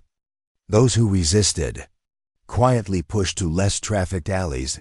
Salt made and unmade careers. Although often erased from official records, women played a pivotal role in Cairo's salt economy. They were the primary food preservers, buyers of household salt, organizers of local price watch networks, and in some neighborhoods, informal lenders and ration distributors. After the riot, this influence became too visible to ignore. The result? Some districts established women's market elders, informal advisors who liaised between female buyers and the mutasiba. Few wealthier women began investing in salt, caravans and warehousing, profiting during future shortages. Bathhouse and kitchen guilds started keeping salt ration logs, with women as scribes. It was not empowerment in the modern sense, but it was recognition, Born from necessity. One Mutasib's report noted, no riot returned, for the women now balance the scales with memory. Because of the crisis, Cairo's religious legal codes, Sharia rulings, began to include more detailed economic clauses, such as defining just weight for salt under humid versus dry conditions, mandating that charity kitchens, sabils, post salt. Content notices in preserved foods requiring oaths by merchants under penalty of divine perjury if they watered salt or tampered with weight. These additions were small, but durable. Salt, long a metaphor for purity and preservation in Islamic law, became a benchmark for commercial ethics. Even centuries later, judges used phrases like, let him weigh it as one would salt for the prophet's table. A mundane mineral became a moral measurement. Though the immediate crisis faded, Cairo's salt economy remained heavily regulated for generations. In the centuries that followed, Ottoman governors continued using the public salt platforms. Napoleonic invaders were shocked by the detail of salt taxation scrolls, and British colonial officers in the 1800s used translated Mutasib scrolls to build modern market regulation. As for the site of the original riot, it's now a small alley near Khan Falili, still home to spice vendors. The salt stalls are gone, but old sellers still speak of the time when women flipped the market with a scoop. So as Cairo swells into modernity and salt becomes just another kitchen item, you ask, what keeps a city stable? Law or trust? And what other grains are we counting too late? It's 1882. London. You wake not to sun, but to soup, a choking yellow-gray wall of air thick enough to chew. The locals call it London peculiar. Doctors call it invisible death. The newspapers, a weather concern. And in a drafty office off Fleet Street, a man named Edgar Philby dips a cloth into the air and squeezes it over a porcelain scale. He's not a doctor, not a scientist, and certainly not a visionary. He's a dust measurer. Victorian London was a marvel of modernity, industry, railways, commerce. But beneath the chimneys and gas lamps lay a hidden catastrophe. The air. By the 1880s, the city burned over 1 million tons of coal per year. Tens of thousands of chimneys spewed particulate matter into the fog-heavy atmosphere. The result? Toxic smog events, some lasting days, sometimes killing thousands. People didn't know the term air pollution. They simply coughed more in winter and cleaned more in spring. But for a handful of clerks, clerics, and weather hobbyists, it was more than nuisance. It was data waiting to be measured. There was no environmental science department in Victorian England. So the earliest dust measurers were amateur meteorologists, retired army engineers, city archivists with time and thermometers. Their tools were absurdly simple. Soaked muslin cloths hung from windows to collect particles, glass funnels with filter paper to trap ash, porcelain trays placed on rooftops to gather daily soot, and in one case, a wet silk glove worn on walks and later boiled. They called this work smoke quantification, though no two methods agreed. Philby himself, working in Holborn, developed the kettle soot index based on how long it took boiling water to blacken the inside of a silver teapot. 3 boils to soot means a poor day for children, he wrote in his logbook. By 1883, London had at least 27 unofficial fog trackers, all writing independently. Their records included color of fog, lemon; pea soup, charcoal; distance of visibility; could not see spire of St. Martin's from corner window; smell notes, sulfur and roast beef; effect on mood and manners, neighbors irritable; delivery boys slow. Most sent their logs to the Royal Meteorological Society, where they were ignored, until one severe fog in 1884 led to several hundred deaths from respiratory collapse. Suddenly, the government noticed. A new department was quietly authorized, the Sub-Office for Urban Vapors. Its job, to gather dust logs and try to make sense of the soot. The fog wasn't just thick, it was chemically complex. Early tests revealed high concentrations of sulfur dioxide, particulate ash from coal combustion, traces of horse dung, brick, dust, and dead insects. Philby and others experimented with chemical scrapes using vinegar, urine, yes, and even wine to test soot acidity. They invented wild theories that fog spread bad tempers, that soot particles carried moral decay, that dust might be counted to predict stock market crashes. Most were wrong. But one idea stuck: measure the dust, track the deaths, prove the link. It was the beginning of public health epidemiology, and the birth of a war not against people, but against air. So now, as Philby scribbles in his notebook while coughing softly into his cloth-filtered handkerchief, you wonder, what happens when the enemy isn't seen but breathed? And can a teapot and a diary defeat an entire city's smoke? It is now 1885. London's fog no longer surprises anyone. But now it's being counted. What began as a solitary habit among amateur soot collectors has evolved into a city-wide, unofficial dust network. There are no uniforms, no wages, only obsession, rivalry, and the slow statistical revelation that maybe, just maybe, air can kill. And if it can kill, then someone must be blamed. Or better yet, measured. The Royal Meteorological Society, once dismissive of soot watchers, now archive their logs in brown folios labeled Voluntary Observations, Atmospheric Conditions, Metropolitan. Each volume contained daily fog thickness by district visibility, scores from street lamp sketches of soot patterns on laundry lines, notes on nosebleeds and Monday coughs. By 1885, over 40 individuals, most unpaid, submitted weekly data. Their backgrounds: 2 vicars, a retired chimney sweep, 3 widows who marked soot on lace curtains, banker with a backyard observatory and a soot obsession so severe he trained a parrot to say, visibility, 2 yards. These were the first air quality scientists, even if no one called them that yet. Not all dust was accepted as truth. Some collectors questioned each other's methods. Was chimney top soot a fair sample? Should fog be measured at eye level or rooftop? Did coal ash count if it fell during wind, not fog? Pamphlets flew. Arguments filled public lectures. The most infamous feud between Edgar Philby, our teapot measurer from Section 1, and Miss Harriet Greaves, a mathematically inclined widow who invented her own fog penetration index based on number of lampposts visible through a curtain. Accused Philby of boiling bias, claimed kettle-based soot tests ignored ambient particulate flow velocity. Her words. Philby retaliated by publishing this scathing letter in the London Fog Journal, declaring, Mrs. Greaves may know algebra, but she would not last 1 hour in a Holborn alley soot thick with industrial sorrow. The Royal Meteorological Society, amused but overwhelmed, eventually declared that neither party's data was invalid, and both continued collecting.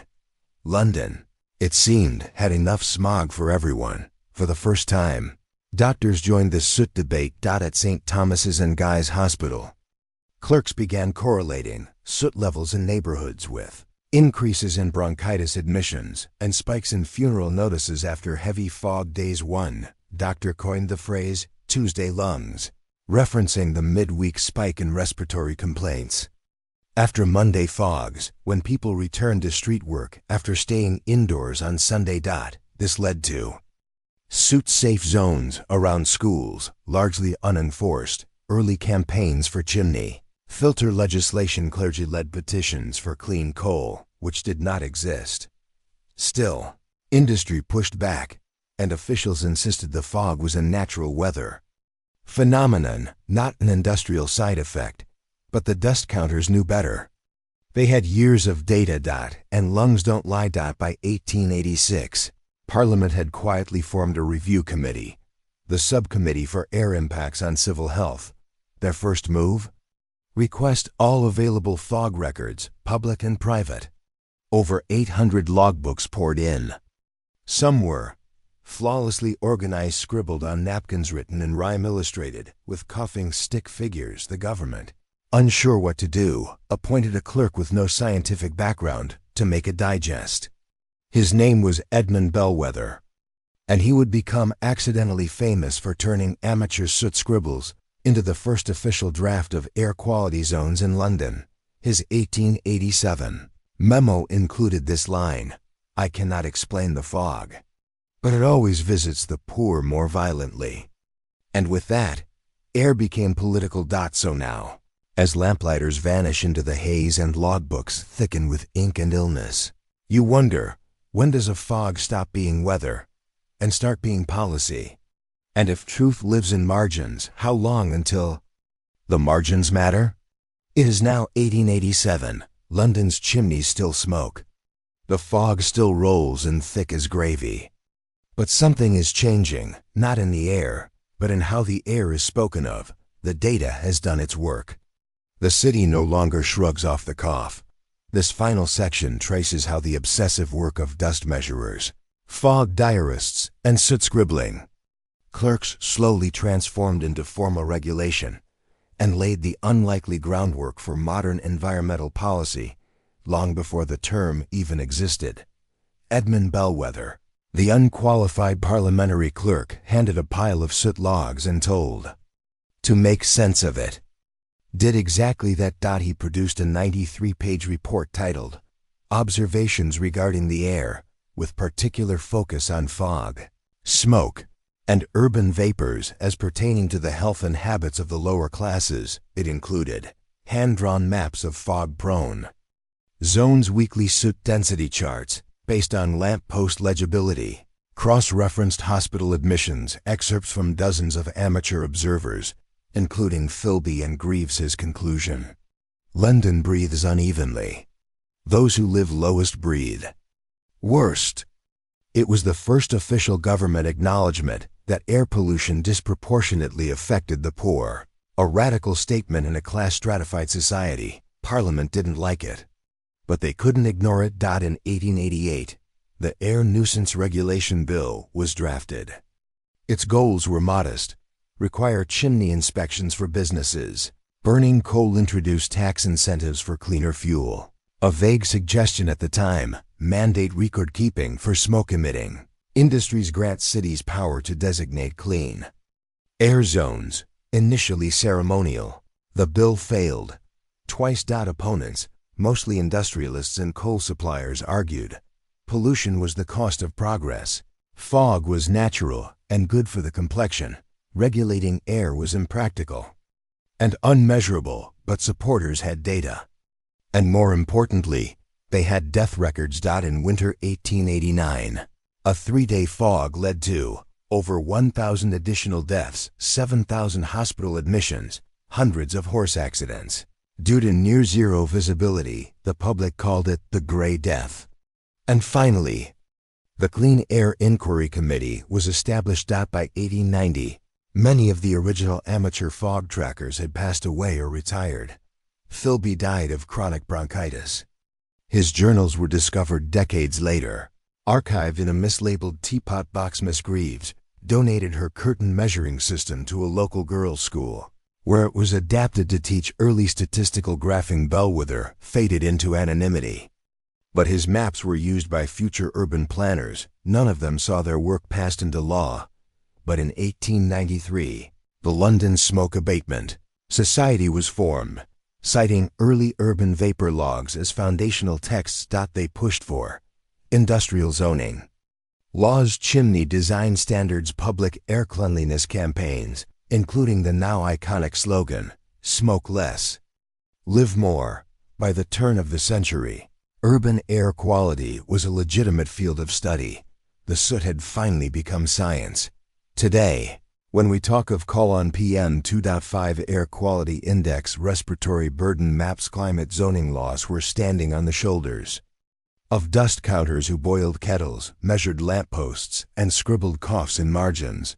They never wore lab coats. They weren't celebrated in their time, but they were the first to say, if we can count it, we can fix it. If we measure the breath, maybe we'll save it. So now, as you walk through a cleaner, brighter London or anywhere and glance at your weather app's AQI, good, you might ask. Who measured the first grain of soot so I wouldn't have to? And are we still breathing borrowed clarity from those who coughed before us? It's 1785, and you're standing in a London alley, holding a bar of soap, not ivory white, not lavender scented, just a brown-gray block wrapped in waxed paper, stamped with a royal seal. And you're not admiring it. You're hiding it. Because in Georgian England, soap wasn't just soap.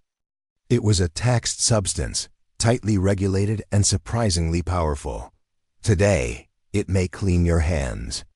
Back then, it funded empires, sparked protests, and divided the clean from the unwashed. This is the story of how something so boring, soap, became one of the most closely watched substances in Britain.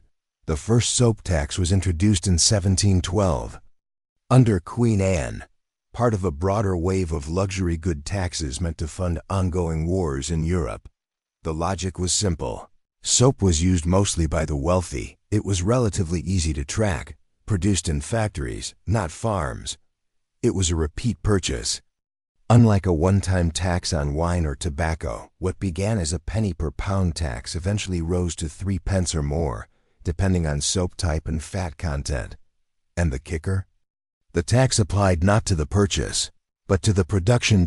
Every soap maker was required to register with the excise office, declare the exact volume of soap produced per day, allow government inspectors, called soap gaugers, to monitor every batch. Failure to comply meant seizure of goods, heavy fines, or jail time. Soap production in Georgian England was no spa commercial. It involved boiling animal fats, tallow, suet, or whale oil, mixing an alkaline soda ash, often imported or smuggled, skimming impurities in open cauldrons with fumes strong enough to melt candle wax. Yet, despite the filth, soap was gold. Soap factories, often in port cities like Liverpool, Bristol, and London, became high-value tax zones. Each barrel, each ladle, was counted. Government agents stood inside production rooms with ledgers and rulers, measuring soap like goldsmiths measured silver. And here's the bureaucratic twist. Soap couldn't leave the premises until it was taxed.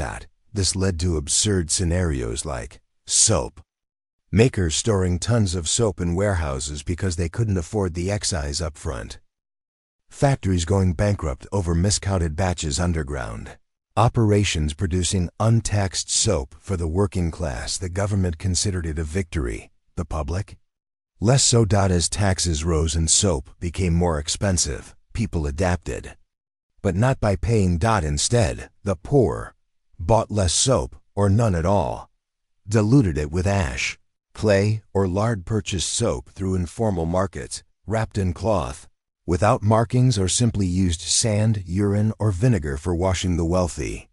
Still washed. The poor still stank. And the class divide, ironically, started to smell. There were protests, not bloody riots, but soap boycotts, pamphlets, and public mockery. One 1790s print depicted the soap king, a bloated tax collector bathing in poor people's pennies. Another simply read, "Cleanliness is next to godliness, unless you're poor." The tax lingered.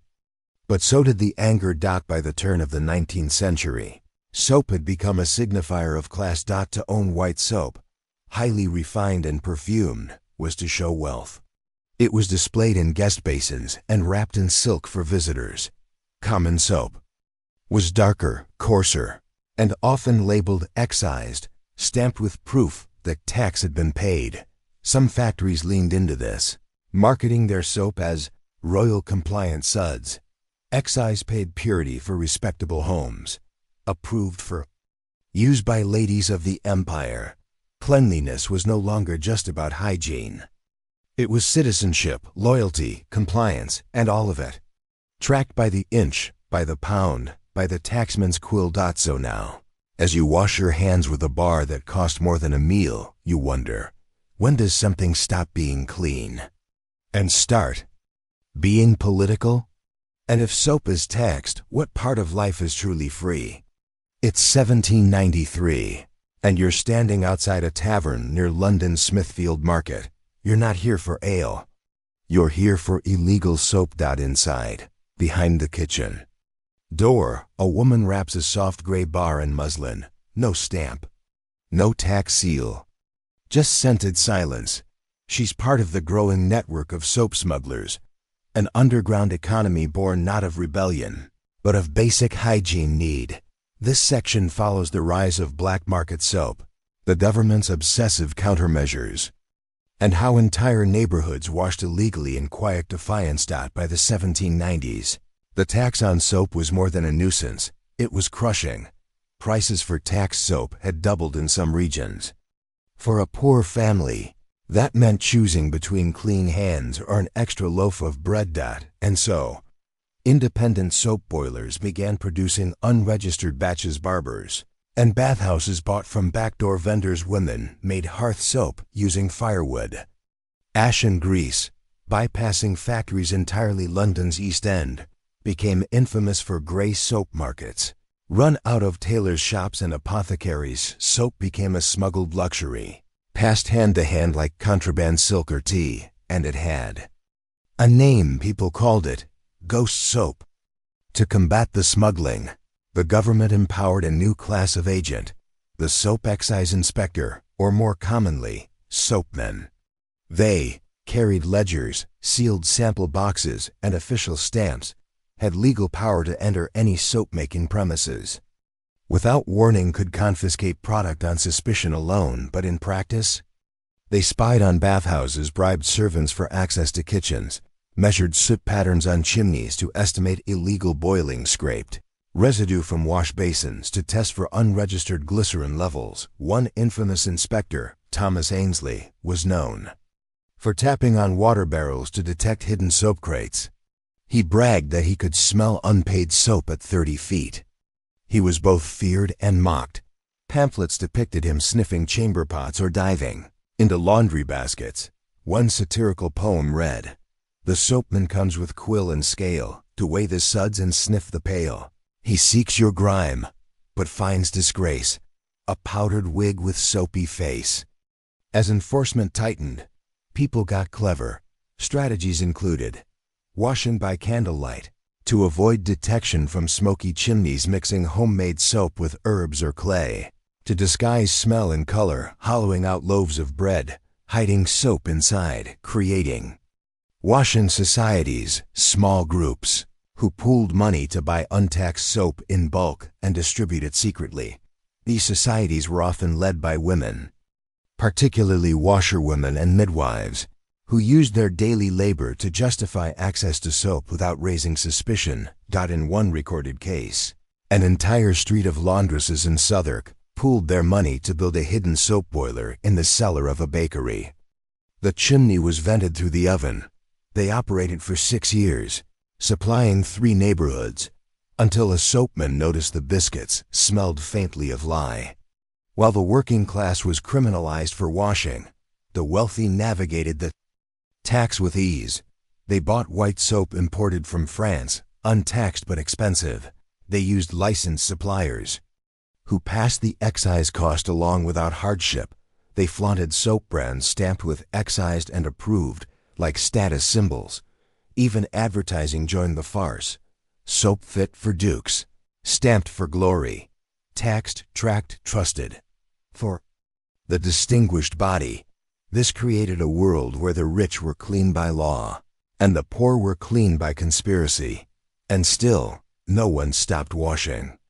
They just stopped admitting it. So now, as the inspector knocks at the door and your basin is hastily wiped dry, you wonder, when does cleanliness become criminal? And who profits from pretending dirt is destiny? It's 1853, and in a dusty Parliament chamber, a vote is called. No soldiers. No riots, just paper, debate, and the long overdue end of one of the strangest taxes in British history. After 141 years, the soap tax is abolished. This section traces the slow death of the soap tax, how wars, shifting public health ideals, and pressure From unexpected corners washed away the law that once made hygiene a luxury. During the Napoleonic Wars, the soap tax skyrocketed. To fund military campaigns, Parliament hiked the tax to more than 3 pence per pound. Soap became so expensive that even the middle class began buying from illegal soapmakers' hospitals, rationed soap for surgeries. Children were taught to wash only hands and face, never whole bodies. Ironically, this meant that soldiers returning from battle were often cleaner than civilians. After Waterloo, 1815, there was hope the tax would drop. It didn't. Instead, a strange alliance began forming: health reformers, clergymen, and factory owners, all arguing for cheaper soap. In the 1830s, 1840s, cholera outbreaks swept through British cities. Suddenly, the connection between sanitation and survival could no longer be denied. The public health movement gained momentum, pushing for sewers, public baths, and critically affordable soap. Medical journals began publishing statements like, "The enemy may not be in the wound, but in the absence of suds." Dr. Edwin Chadwick, the great sanitation reformer, called the soap tax a crime against common sense and the working man's nostrils. Support grew. Still, resistance remained, not out of malice, but money. The tax brought in nearly £1 million a year. That made soap one of the largest non-import revenue streams for the Crown. So politicians asked, where will we find that money if the soap tax goes? By the 1840s, the soap tax had become a symbol of everything petty, outdated, and cruel about Georgian bureaucracy. Protests looked like mass petitions sent to Parliament. Soap wrappers, printed with the phrase, "Soap is health, tax is death." Satirical plays performed in pubs, mocking soap inspectors as lice-chasing buffoons. Clergy organizing clean-ins, where people bathed in public with homemade soap to defy the law. Even newspapers began editorializing. The Manchester Guardian published, "Let us not die clean because we are rich. Let us live clean because we are British." By the early 1850s, the writing was on the tiled wall. In July 1853, the soap tax was officially repealed. It was quiet, administrative, buried in a long list of minor reforms. But for the public, it was a sigh of relief and a splash of dignity. Immediately, Cologne soap prices dropped by half, production soared. Underground soap makers emerged into the daylight, and what legitimate public bathhouses expanded. Hygiene education entered schools. Soap became commonplace, then invisible, not because it was unimportant, but because it was finally normal. And the phrase "excise approved" quietly disappeared from packaging. Today, no one remembers the soap men. Their ledgers are gone, their copper weights rusted, the smuggling basins shattered, but their story lingers in every public wash basin, every unbranded soap bar, every unremarkable, untaxed hand wash, and perhaps in the simple fact that no one asks permission to be clean anymore. So as you hold a bar of soap, bought without fear, you ask, how many things do we call normal that were once rationed, regulated, or punished? And who paid the price silently so we wouldn't have to? It's Venice, 1579. The canals stink of tide and trade. The streets hum with spice merchants, gondoliers, and gossip, but behind shuttered windows, another drama unfolds, slow, silent, and biting. Bed-bugs. They infest palazzas and peasant flats alike. They hide in tapestries, flower bags, even Bibles. And they've become such a problem that the Venetian Republic has issued manuals, not for war, not for diplomacy, but for sleep hygiene. This is the story of how an infestation birthed one of Europe's first public health codes for sleeping, complete with regulations, inspections, and bed-cleaning guilds. By the mid-1500s, Venice was one of the most densely populated cities in Europe, full of wooden bed frames, thick drapes, and shared dwellings constantly exchanging goods, linens, and passengers from around the Mediterranean. With the influx of wool, feathers, and foreign textiles, Pests thrived. Bedbugs weren't new. But now they were everywhere. Complaints mounted. Infested guest houses noted in merchant journals. Bites of blood at the ankle and wrist recorded in apothecary logs. Reports of sailors sleeping on boats to avoid in beds. The government responded the way Venice always did, with official documentation. In 1577, the Venetian Sanità Magistrato Health Office began issuing not pulita or clean night manuals. These handwritten guides were distributed to inns noble, homes, merchant residences, monastic orders. They outlined proper bedroom hygiene, including daily linen airing protocols, approved bed frame materials, walnut, good, pine, risky, recipes for bug-repelling sachets, lavender, wormwood, vinegar of 5 thieves, proper application of bed iron, a heated rod used to scour wooden joints for pests. Each manual came with an official seal, and compliance was not optional. Inspections followed. Just like food and shipping, beds now had inspectors, called sorveglianti del sonno, watchers of sleep. They entered homes and inns by appointment or complaint, examined beds, curtains, and floors for signs of infestation, carried small iron stamps to mark compliant beds with P.S. Pulito Sano. Their toolkit included lanterns, bed lifting rods, small mirrors on sticks to check beneath frames, a bag of herbs and chalk to bait or trace movement if bugs were found. Beds could be confiscated and burned. Inns fined or temporarily closed residents. Ordered to boil all bedding within 24 hours. Some tried to cheat. Hidden cots, rotated beds, or paid-off inspectors were all part of the game. But a surprise inspection at the Doge's cousin's villa, which revealed a heavily infested canopy bed, reminded everyone no one was above the itch. By 1585, the infestation problem created new work. Venice officially recognized the Guild of Night Comforters, artisans trained in bed disassembly, frame sanitation, herbal fumigation, louse comb manufacturing, mattress sun-drying, logistics. These workers wore dark blue smocks, carried certified pest hooks, and were often summoned by bell during outbreaks. They were not glamorous, but they were respected. Some neighborhoods paid them monthly retainer fees. Others offered bonuses during festival seasons. When visitor beds multiplied, a few guild members even published updated not pulita annotations, citing new findings including bugs hiding in rosary beads, an innkeeper who painted over a nest with gold leaf, a bishop's robe discovered crawling with night serpents, their nickname for bedbugs. So now, as you lie down on a triple-aired mattress beside a sachet of wormwood and a government-sealed bedpost, you wonder, does sleep become a civic duty? And how much paperwork is required just to rest without bleeding? It's 1587, and a young Venetian couple stands before a notary. They are not marrying. They are divorcing. The reason?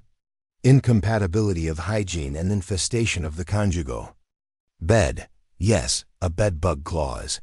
This section explores how Venice's war on bedbugs began reshaping marriage, religion, and romantic life, spawning new customs, public shaming rituals, and ritual mattress inspections, because in Renaissance Venice, your sheets told more than your smile ever could. In late 16th century, Venice marriage negotiations included dowry assessments, furniture exchanges, proof of linen quantity and quality, and increasingly, a clean bedding affidavit issued by a guild-approved inspector.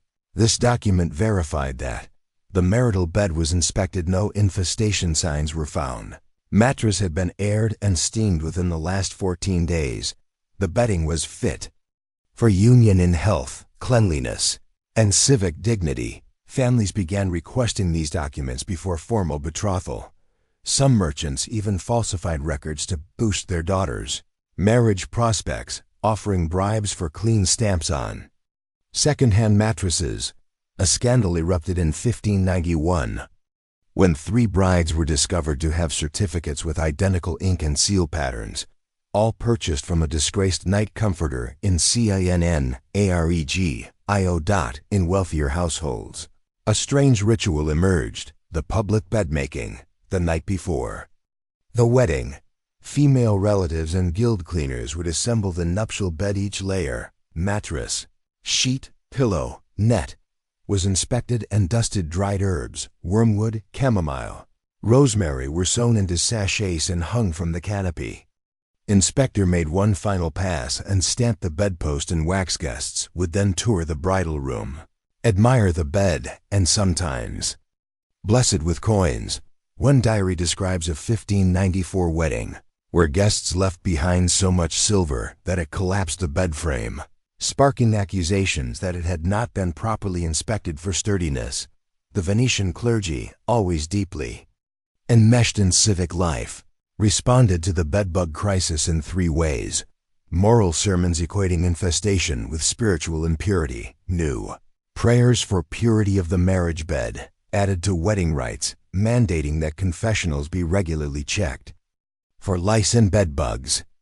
Some churches began distributing holy sleep sachets, blessed bundles of lavender and mint meant to protect against both temptation and infestation. In one extreme case, a bishop ordered all monks in his abbey to burn their straw mattresses and sleep on bare boards until pest-free certification was obtained. He called it 40 nights of rest without itch, as the saints slept. The monks called it unholy. As bed inspections became part of daily life, so did legal disputes over unclean beds. Annulment petitions included claims like, "He kept feathers unturned. She refused the monthly sun airing." Bugs witnessed. On first night, undisclosed beforehand. A scent of vinegar used to conceal recent infestation. In Venice's civil records, at least 24 annulments between 1580-1600 cite bedding-related complaints, some genuine, others likely excuses for deeper incompatibilities, but the records show one truth. A dirty bed was enough to dissolve a marriage. In a city obsessed with cleanliness and order, personal space became public policy. So now, as you roll into a carefully inspected mattress beneath sachets that smell of herbs and fear, you wonder, when intimacy requires paperwork, is love still private, or has the bed become a battleground of compliance? It's 1609, and the city still sleeps. The canals murmur, the bells chime softly, and in the houses of Venice, people still air their sheets, still tuck sachets under pillows, still check crevices with candlelight. But no one's reading the manuals anymore. This final section explores how Venice's once vigilant war on bedbugs slipped into habit, how the inspectors faded, and how bedtime itself was quietly shaped by a bureaucracy long gone. Because even when laws vanish, rituals stay. By the early 1600s, the Great Panic of infestation had faded. Why? Improved mattress designs using tighter stitching and smoother cloth, introduction of linen storage chests, keeping sheets sealed and off the floor, a natural decline in infestation rates after decades of urban fumigation war and trade shifts that pulled Venice's attention away from bedposts and toward borders. The Sorveglianti del Sonno, sleep inspectors, were slowly defunded. Their final duties were absorbed into broader health inspection offices, focusing more on disease prevention than domestic pests. The last recorded bedbug raid was in 1614, involving a convent and a disgruntled novice who reported her abbess for harboring nightly vermin in silent rebellion. It was dismissed. As official inspections faded, the Not Pulita manuals moved from desks to drawers, then to memory. Citizens didn't need to read the rules anymore. They'd live them. Children learned to sniff sachets and shout if they smelled vinegar, a cover scent. Brides were still taught the 3 airs: air the linens, air the mattress, air the room. Soap recipes and herbal mixtures were passed orally rather than inked in ledgers. Some families even began decorating their bed frames with symbols of protection: carved suns, clean stars, even the initials, Pisa, as a decorative motif, a nod to the old Pulito Sano seal. The act of checking for bugs became less about fear, more about ritual. A way to bless the bed, without paperwork. In later years, the idea of a clean bed evolved from health necessity to moral virtue. Venetian literature, plays, and courtship customs began to use bed habits as metaphors. A tossed sheet implied sloth. A quiet mattress meant domestic peace. A well-scented pillow suggested discipline and dignity. One popular proverb from the early 1600s said, "Judge a man not by his words, but by his sheets."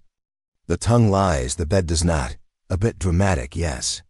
But in a society where clean sleep had once required civic permission, it made sense that the bed retained its social weight, long after the soapmen and soot inspectors were gone. Though the manuals faded, traces remain.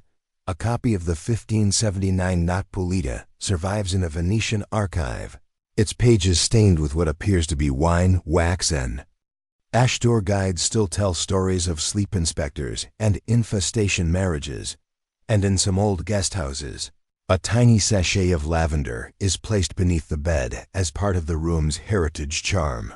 Few know why. Fewer care, but somewhere a sleeper stirs, comforted by the clean scent and the silence. So now, as you stretch beneath a blanket you didn't need to report, in a bed no one's stamped, you wonder, what rules became habits without us noticing? And which rituals were never about bugs at all, but about order, control, and peace of mind? It's Edo, 1671. The streets are still. A bell sounds from the nearby temple, soft, hollow, measured. That sound marks the hour. But not by minutes, not by gears, by permission. In 17th century Japan, timekeeping was political. Mechanical clocks, Western inventions powered by springs and precision, were not merely frowned upon, they were banned. This is the story of how the Tokugawa shogunate sought to control the very concept of time, and why clocks, calendars, and the notion of equal hours were considered dangerous, not because they were foreign, but because they were fair. In Tokugawa-era Japan, 1603 to 1868, time was not fixed. It was divided into 12 units per day. But those units changed length depending on the season. Days were longer in summer, shorter in winter. Hours expanded and contracted accordingly. Time was measured by shadow, bell, or burning incense. This system, called Futai Doke, unequal hours, was rooted in Buddhist and agricultural rhythms, deeply spiritual, seasonally sensitive, and socially stratified. Every neighborhood listened to temple bells to know when to rise, eat, or close shop. There were 6 daytime hours from sunrise to sunsets, 6 nighttime hours from sunset to sunrise, labeled not as 1 o'clock, but as animal signs like hour of the rabbit or dog hour. There were no minutes, no seconds, and for centuries, no need for them. The Tokugawa shogunate maintained power by freezing motion. No foreign travel, no upward mobility. Strict class schedules for samurai, farmers, merchants, artisans. Controlling when things happened was part of controlling how society worked. Time was a tool of social order. Samurai rose with the dawn bell. Merchants opened stalls by temple chimes. Peasants harvested by sun height. Town gates opened and closed by incense timers. Time wasn't personal. It was communal, controlled, and authorized. Enter the mechanical clock. The first mechanical clocks arrived via Jesuit missionaries in the late 1500s, especially the famous Francis Xavier and later Portuguese traders. They brought ornate table clocks with gears, escapements, and fixed hour marks. Pendulum clocks that ticked evenly, regardless of sunlight. The radical idea that time could be universal and constant. At first, the Japanese were intrigued. Nobles accepted them as gifts. Some craftsmen even tried to replicate them. But by the mid-1600s, the Tokugawa rulers began to understand the implications. Fixed-time clocks didn't align with Japan's seasonal hour system. They introduced a new rhythm that challenged temple bells, and worst of all, they told everyone the same time. Regardless of class, this was not just a technological difference. It was a threat to the shogun's authority. By 1670, under Shogun Itsuna, an official ban was issued. No foreign clocks shall be used as timekeepers. All mechanisms must reflect our native hours. Only temples, government offices, and select artisans were allowed state-approved water clocks or traditional incense timers. Mechanical clocks were confiscated, smashed, or sealed in cabinets as decorative curios. Stripped of their function, artisans who tried to build working Western clocks were arrested or forced to adapt them to Japan's flexible hour system, leading to strange inventions like the Wado-kei, Japanese clocks with moving hour plates that adjusted to seasonal light, adjustable pendulums reset monthly, even geared sun clocks with sliding panels. These weren't just clocks. They were compromises, inventions bent to fit ideology. So now, as the temple bell rings 8 times and your hands reach instinctively for a timepiece that doesn't exist, you wonder, when does knowing the exact hour become dangerous? And who gets to decide what time it is? The sun, the shogun, or the ticking heart of a hidden gear? It's 1688, and a black lacquer cabinet sits in the corner of a Kyoto merchant's home. Visitors admire its artistry, inlaid gold, turtle shell gloss, elegant silence. What they don't know: inside ticks a contraband clock. This section explores the covert adaptations, craftsmanship innovations, and subtle rebellion of Japanese horologists during the Tokugawa ban, a world where timekeeping became subversive. And every second counted more than anyone dared admit. Despite the Tokugawa ban, mechanical timepieces never fully disappeared. They went underground. Clockmakers, many trained by foreign missionaries or Dutch traders before the Sakoku isolation policy, continued their craft in secret. Their tools? Files, saws, and etched templates smuggled in via Nagasaki repursed watch parts from broken Western imports, knowledge passed via oral tradition and coded scrolls. They worked in attic workshops, hidden garden sheds behind false walls, and kimono shops. Some used decoy clocks, shells with traditional faces hiding Western mechanisms underneath. Their customers? Curious noble, shrinking samurai with foreign exposure philosophers, fascinated by the tension between permanence and impermanence. These buyers didn't want bells. They wanted precision, a radical idea in a culture that measured time by context, not numbers. Out of this tension came one of Japan's most beautiful mechanical compromises: the Wado-kei. These Japanese clocks were not Western, but not quite traditional either. Their features: 6-day hours and 6-night hours, like old Buddhist time, but with moving hour markers that slid to adjust for seasonal changes, sometimes two. Pendulums, each calibrated to different hour lengths, intricate faceplates engraved with zodiac animals, moon phases, or even poetry. Some models required manual resetting every 10 days. Others included incense reservoirs to combine mechanical and scent-based timing. Owning a Wado-kei became a mark of intellectualism, subtle dissent, craft appreciation, and they were, by design, acceptable enough for the shogunate because they didn't challenge temple bells or social order. They ticked within the rules. Many underground clockmakers weren't just craftsmen. They were thinkers. In their logbooks, often disguised as carpentry notes, you'll find meditations like, "If a minute always lasts the same, then does rice still bloom in rhythm with the moon?" Or, "I measure not time, but the illusion of it." A small group, known as the Kakure Dokeshi, hidden horologists, even held secret salons to debate the morality of fixed hours, study Western texts smuggled via Dutch traders into Jima-Buld.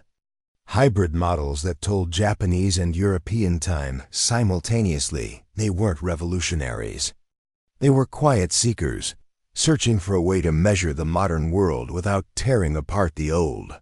Still, the risk was real. The Tokugawa regime sent inspectors, often disguised as merchants or scholars, to root out illegal timepieces. Punishments: ranged from confiscation and fines, workshop closure, in rare cases, exile or imprisonment. Especially for those distributing Western blueprints, some clockmakers hid mechanisms inside. Tea chests, lanterns, even Buddhist altars. One confiscated piece, now displayed in a Tokyo museum, was disguised as a portable incense box. Its gears ticked so softly, it was discovered only when a monk noticed his prayer sessions were suspiciously punctual. So now, as you sit in a candle-lit room and hear a faint tick from the drawer, steady, defiant, precise, you wonder, is time ours to keep or theirs to grant?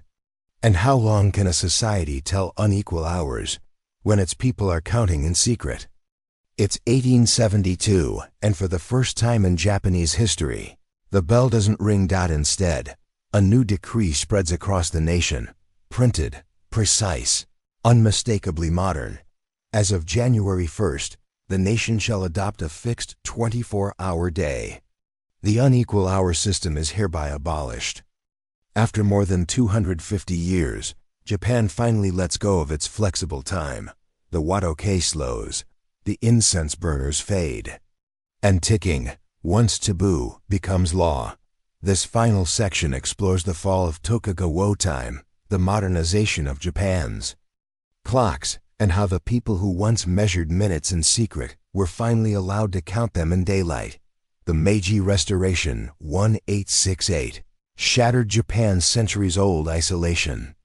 And with it came steamships, telegraph trains that ran on schedules, and international treaties demanding punctuality. Suddenly, a country built on seasonal timekeeping had to sync with the second-by-second world of the West. The problems became obvious. Japanese hours changed daily. Trains couldn't. Foreign diplomats missed meetings because the seventh hour didn't match their watches. Factories struggled to coordinate shifts with fixed machinery. Even the postal service failed to deliver letters consistently. The Meiji government realized a nation without minutes couldn't compete. In 1872, Japan officially adopted the Gregorian calendar and a 24-hour day with equal-length hours. This required rewriting legal codes, installing mechanical tower clocks in major cities, disbanding the last temple bell timekeepers, publishing manuals to teach citizens how to read fixed time clocks. Some resisted, especially monks, older merchants, and rural communities who still lived by sunlight and crop rhythm. But the younger generation embraced it. A popular student slogan read, "New nation, new hours, new future." In Tokyo, crowds gathered to watch public clock towers strike noon, a novelty that turned time into theatrical certainty. With the ban lifted, mechanical clocks flooded Japan. Dutch and German timepieces via Yokohama, American railroad clocks locally, crafted models from early industrial factories. But it wasn't just import, it was redemption. Surviving Wado-kei artisans, once secretive and semi-outlawed, were hired by the new government to build public clocks. Some even fused their skills. Clocks with fixed hour hands, but rotating zodiac faces, wall clocks inscribed with both Buddhist and Roman numerals, table clocks set to play temple chimes on the hour. A few surviving Kokoro Dokeishi, hidden horologists, wept when they saw their methods praised, not punished. One wrote, "I hid my gears in shame. Now they stand in towers." By the early 1900s, clocks were everywhere. Pocket watches among students, wall clocks in tea shops, factory sirens synced to national time. Even the military drilled to the second, a concept unthinkable just decades before. Yet, traces of the old ways lingered. Rural calendars still listed moon phases and zodiac hours. Some temples struck bells on unequal hour intervals, long after no one listened. And in antique shops, Wado-kei fetched high prices, not for function, but memory. Time had been released, but it never forgot where it came from.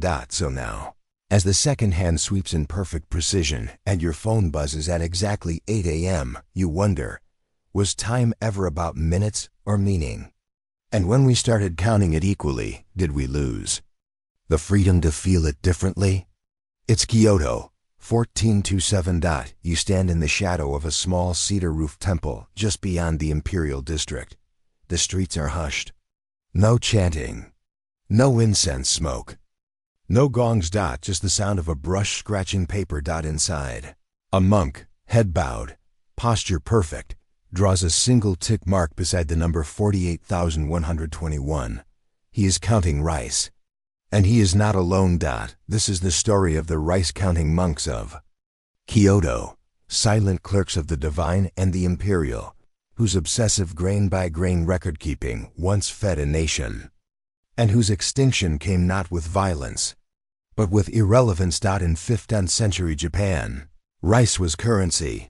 Peasants paid taxes in bushels. Samurai received stipends in koku, enough to feed one man for 1 year. Temples lived off rice tributes.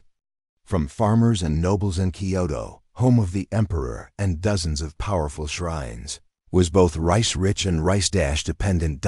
To maintain spiritual and logistical order, certain Buddhist subsects, particularly those affiliated with the Shingon and Tendai schools, were tasked with rice record-keeping.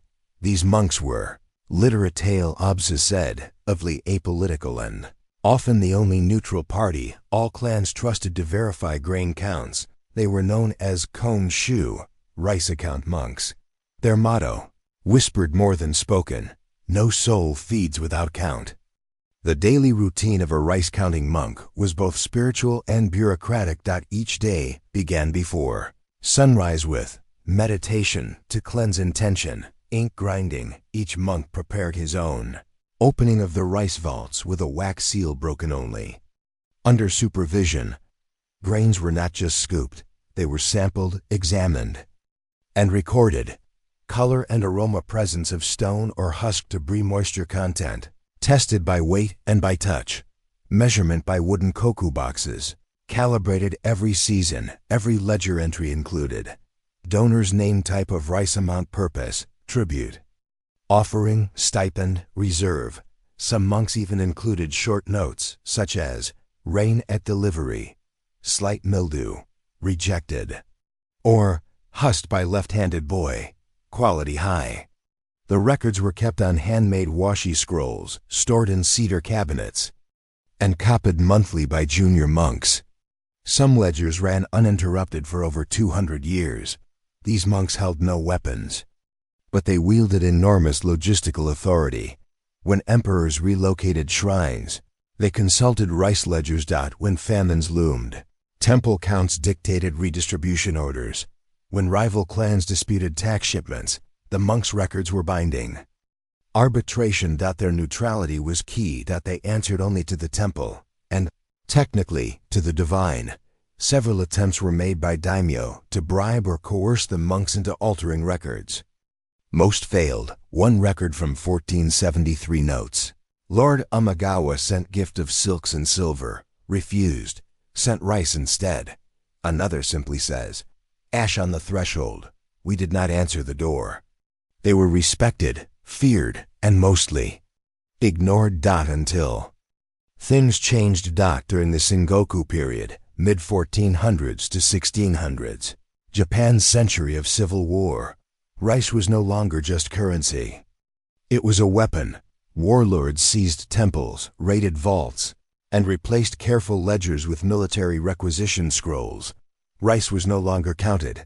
It was taken. Records were burned, altered, or ignored. Monks were conscripted, or in some cases, executed for hoarding knowledge. And yet, some Konshu endured.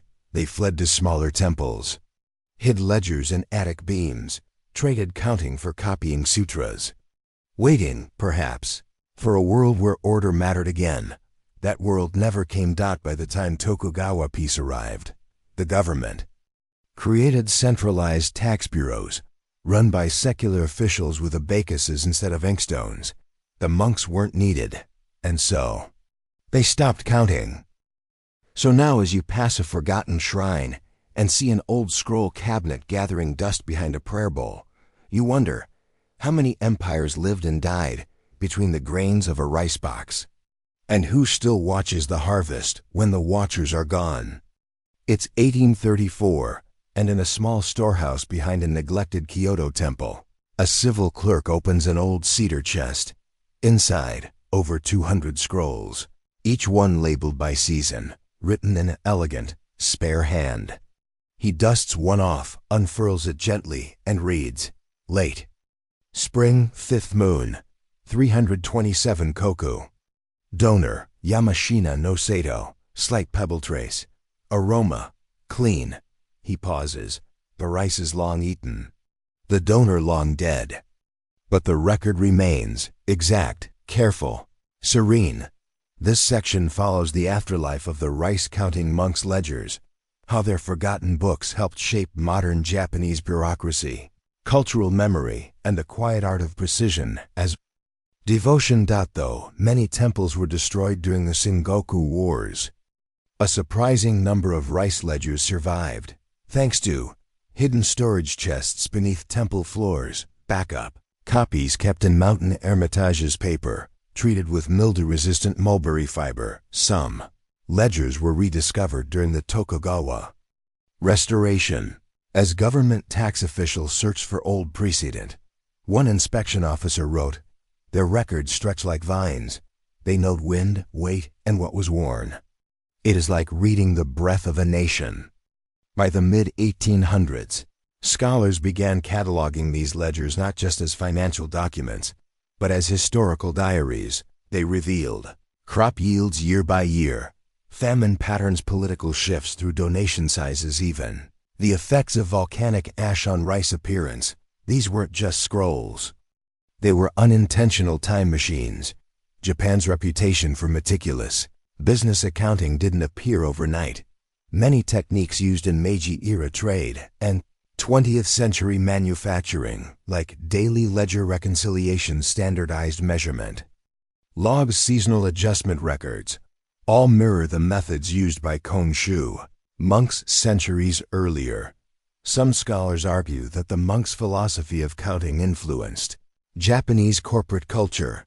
Count not just for tally, but for understanding. Observe patterns over time, not just totals. Never assume. Verify with ritual and fact. Several early accounting textbooks printed in the 1880s included sidebars titled Monastic Measures, Ancient Counting Wisdom. One even reprinted a 16th century rice entry in full as a model for data elegance. Today, the rice-counting monks are rarely taught in schools. But in Kyoto, their influence lingers. In some temples, novice monks still count their breaths with black pebbles, measure incense burn time with brush marks, record donations in hand-copied ledgers. Even if digital systems exist, it's not required. It's just tradition. There's something peaceful about counting carefully, without urgency. Some Japanese calligraphy schools even include rice scroll drills, where students copy old monk ledger phrases to learn spacing and tone. Scoop. One silence, 3 witnesses, 1 seal. A meditation disguised as accounting. In recent years, historians analyzing these scrolls have made astonishing finds. A consistent shift in rice aroma entries, following a volcanic eruption in 1783. Entire donation lists showing early female landowners, long ignored in official histories, and notes hinting at crop manipulation. Centuries before economic records acknowledged it. One scroll simply reads, 30 koku missing, no complaint. Shrine quiet. We did not ask. Today, those scrolls sit in climate-controlled archives, their authors anonymous, their ink still legible. They are no longer tools. They are witnesses. So now, as you scoop rice into a bowl, unmeasured, unrecorded, you ask, what would our lives look like if someone wrote them down this precisely? And what does it mean to spend a lifetime measuring, not for profit, but for peace? It's 1871, and a single monk kneels beside an open scroll, brush in hand. The room is cold. Outside, steam trains whistle in the distance. Inside, a silence older than the temple stones holds firm. He draws a final line under a name, then sets down the brush. The record is complete. This final section follows the closing chapter of the rice-counting monks. How the last of their order recorded the final entries, how their rituals were folded into memory, and how sometimes the act of stopping is its own ceremony. By the 1860s, only 3 temples in Kyoto still maintained active rice ledgers in the old style. Their scribes were elderly. Most had no apprentices. Few believed there would be a need. Government offices now used stamped forms per measured bins, imported French scales. The Meiji Restoration had swept aside the old order with stunning speed. In 1871, with the abolition of the feudal domain system, rice taxation was completely restructured. Land was taxed, not yield. Grain was measured in metrics, not tradition. And the monks were told, your records are no longer required. The final surviving rice ledger from the Komshu tradition is dated 12th month, 4th day, Meiji year 4, early 1872. The entry is sparse, elegant, and heartbreakingly calm. Delivery not made. Land reclaimed. Shrine quiet. Record ends. Let the gods remember. There's no signature. Just a red ink stamp. Faded. The last official seal ever placed by a rice-counting monk. Shortly after, the remaining scrolls were packed into cedar crates and placed in temple archives where many still rest. With the practice gone, so too vanished the vernacular of aroma and texture, the ritual ink mixing, the subtle social intelligence of monks who knew, by one miscounted grain, that something was wrong in a distant village. Some threads remained. Few younger monks adapted their skills to accounting or land surveying. Certain temples continued the calligraphy of ledgers as part of cultural ceremonies, and farmers, even today, still refer to a well-measured harvest as monk-worthy. One shrine still stamps bags of rice with a phrase, counted with care, as the monks once did. They say it with pride and a little sadness. In 1996, a historian interviewed a then elderly monk who had trained under a man who trained under the last rice counter. When asked what he remembered, the monk replied, he never spoke while counting.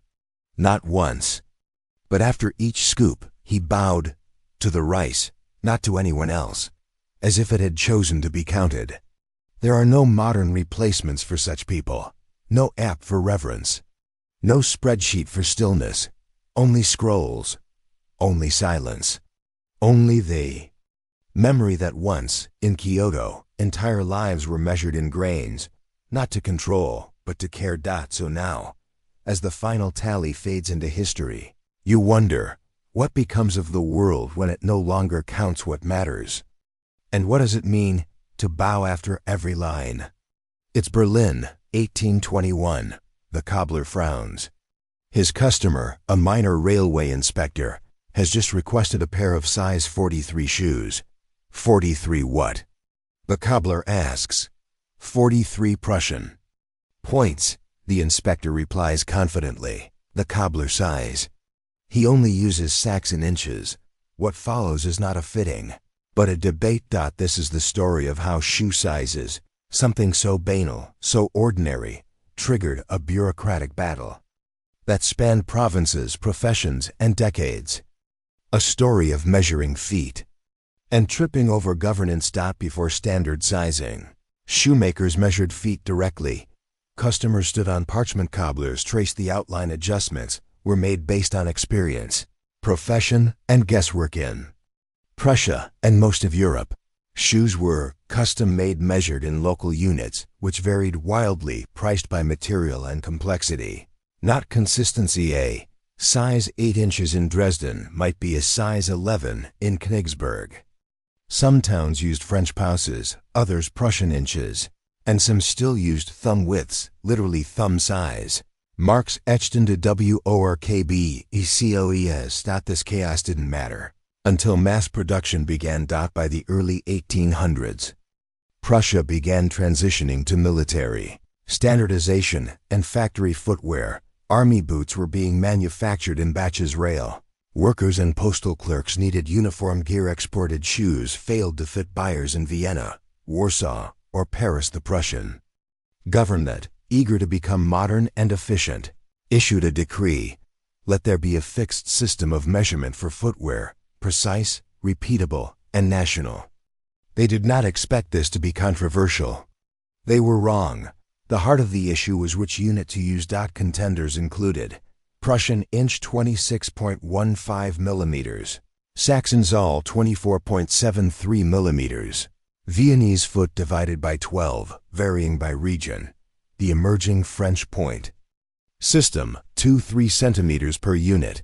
Each unit implied different manufacturing equipment, new templates and measurement tools. Political concession to another state's standard. Prussian bureaucrats favored the point system, as it matched military boot templates being adopted by the French. Cobblers, however, were outraged. One Berlin Shoemakers Guild letter read, "A shoe is not a train schedule. You cannot measure a foot by Parisian whim." Over the next 30 years, shoe sizes became entangled with provincial autonomy debates, customs union arguments, sulfurine-related trade policies, artisan guild resistance to mechanized production worker, protests over poorly fitted official boots. Some towns outright refused to adopt the national size. Charts. Leipzig continued using hand-measured lasts until 1860. Stettin tried creating its own middle metric system. It failed. The Prussian military, caught in the middle, often ordered 3 sizes up and let soldiers stuff their boots with hay. By 1840, the government issued an updated mandate: all footwear produced for government use shall conform to the official Prussian Punkt scale. Non-compliance will void state contracts. This created a black market for boot adjustments, cobblers secretly shaving and padding state boots to match reality. Not charts. So now, as you lace up your shoes, confident in their fit, unaware of their history, you ask, what happens when we try to measurable, and how much resistance can 1 inch provoke? When that inch crosses a border. It's 1847, and the Guild of Shoemakers of Königsberg has just published a scathing pamphlet, "The Foot Does Not Fit the Number," a treatise against artificial sizing. Inside, diagrams, anecdotes, and a 2-page satire ridiculing bureaucrats who thought a man's stride could be dictated by a decimal. Outside, state inspectors, holding official size charts made of brass and frustration. This section explores the rise of footwear, standardization as an ideological battleground, how shoemakers, tailors, and government reformers battled with charts, tools, and open letters, all in pursuit of one impossible goal: a foot that fit the state. As the 1800s marched forward, factories needed speed, and speed required standard sizes. Inspired by the French point system, Prussian officials created the Punktmaß scale. 1 punkt equals 2/3 of a centimeter. Sizes began at 12 and climbed in 2/3 of a centimeter increments. Charts were printed and distributed across Prussia, with conversion tables for local inches, and Zoll's factories adopted it quickly. It allowed faster production, predictable sizing, cross-border contracts, but traditional cobblers balked. The system didn't account for arch height, toe shape, or instep width. Rural customers were confused by numbered sizes with no context. Half sizes were missing entirely, leading to boots that nearly fit and blisters that never healed. Worse still, tailors and haberdashers had their own systems. What was size 41 in boots might be size 4 in stockings. Customers began mismatching orders and blaming the wrong craftsman. By 1853, trade journals exploded with articles and editorials. The uniform foot is a myth against metric tyranny. A cobbler's plaife in human inch. How bureaucrats butcher the boot. Guilds held meetings. Lectures were given. Some towns declared hand-measured only days, refusing to sell factory-made shoes at all. One famous guildmaster in Danzig even held a public demonstration where he tried to fit 12 men with the same official size. None fit. He then fit them all with custom shoes in under an hour and threw the government chart into the river. The state responded With more charts. Soon, everyone had a measuring device. Metal sizing plates, wooden foot rulers, with brass sliders, paper. Charts for government schools, fit stamps, affixed to boots that had passed regulation. The problem? None of them agreed. In 1856, a comparative study by the Prussian Postal Corps found that 1 in 5 standard size boots did not fit their labeled measurements. 30% of conscripts complained of foot injury from issued footwear. Cobblers were routinely caught modifying boots after certification. The result? A grudging compromise. All state boots shall include a blank space for in-shoe adjustment notes. Yes, bureaucrats began allowing handwritten annotations inside state-issued shoes. Progress. As Germany began to unify, so too did the pressure to standardize across borders. But neighboring countries had their own ideas. Austrian factories used Vienna inches, French shoemakers insisted on Paris points. British exporters ignored all of it, shipping boots labeled 8, 9, or 10. With no explanation, trade disputes followed. Letters were exchanged. A Congress of Footwear Measurement was proposed in 1863, but delayed due to the Austro-Prussian War. 1 Prussian diplomat reportedly said, "We can settle borders faster than we can settle boots." So now, as you slip into a pair of shoes labeled 42 EUK, 9 US, you wonder, are we walking in unison or just tolerating our mismatches? And what else do we force into charts, not because it fits, but because it's easier to count? It's 1875. And the Prussian Ministry of Industry has just approved a bold new initiative. Henceforth, all shoes manufactured for state use shall include A. the Punktmaß size, B. the corresponding French point size, and C. a conversion table to British inches affixed to the shoebox. That's right, 3 systems. 1 shoe doc, because after 50 years of disputes, pamphlets, guild protests, and poorly fitted infantry boots, the government decided, no system wins, so all must coexist. This final section traces the chaotic compromise that ended the sizing war, how the modern shoe label emerged from decades of metric mayhem, and why we still don't agree on what size 42 means, even now. In 1872, as part of the early German unification efforts, a commission was formed to standardize commercial measurements across the newly minted empire. Among its more controversial tasks, to produce a nationally accepted footwear sizing standard, suitable for civilian, military, and export use. Their solution: adopt the metric-based Punktmaß as the primary internal scale. Maintain legacy equivalencies for French and British units. Require manufacturers to include all 3 on product tags. Provide adjustment guidelines for width, arch, and heel within manuals. This became known as the Dreifach-Meregelung, the triple measurement rule. Bootmakers groaned. Exporters sighed. But the government considered it a diplomatic victory. Some guilds held funerals for their charts. Others quietly kept using them anyway. With the new rule came a new object, the printed shoe label. By the 1880s, shoeboxes began featuring EU sizes, metric point scale, UK sizes, based on barleycorn units, US sizes, UK sizes -1, sometimes. Little diagram showing where to measure the foot. Ironically, this didn't clarify things. It just spread the confusion internationally. Retailers now had to train clerks in cross-system fitting stock. Half sizes and width variants offer return policies. Due to label mismatch syndrome, but it worked, barely. Consumers got used to it. Manufacturers leaned into it. And a small but thriving industry emerged. Sizing consultants. The Prussian Compromise influenced more than just Europe. Japan adapted a hybrid model in the 1920s, based on the Punktmaß the Soviet Union later adopted.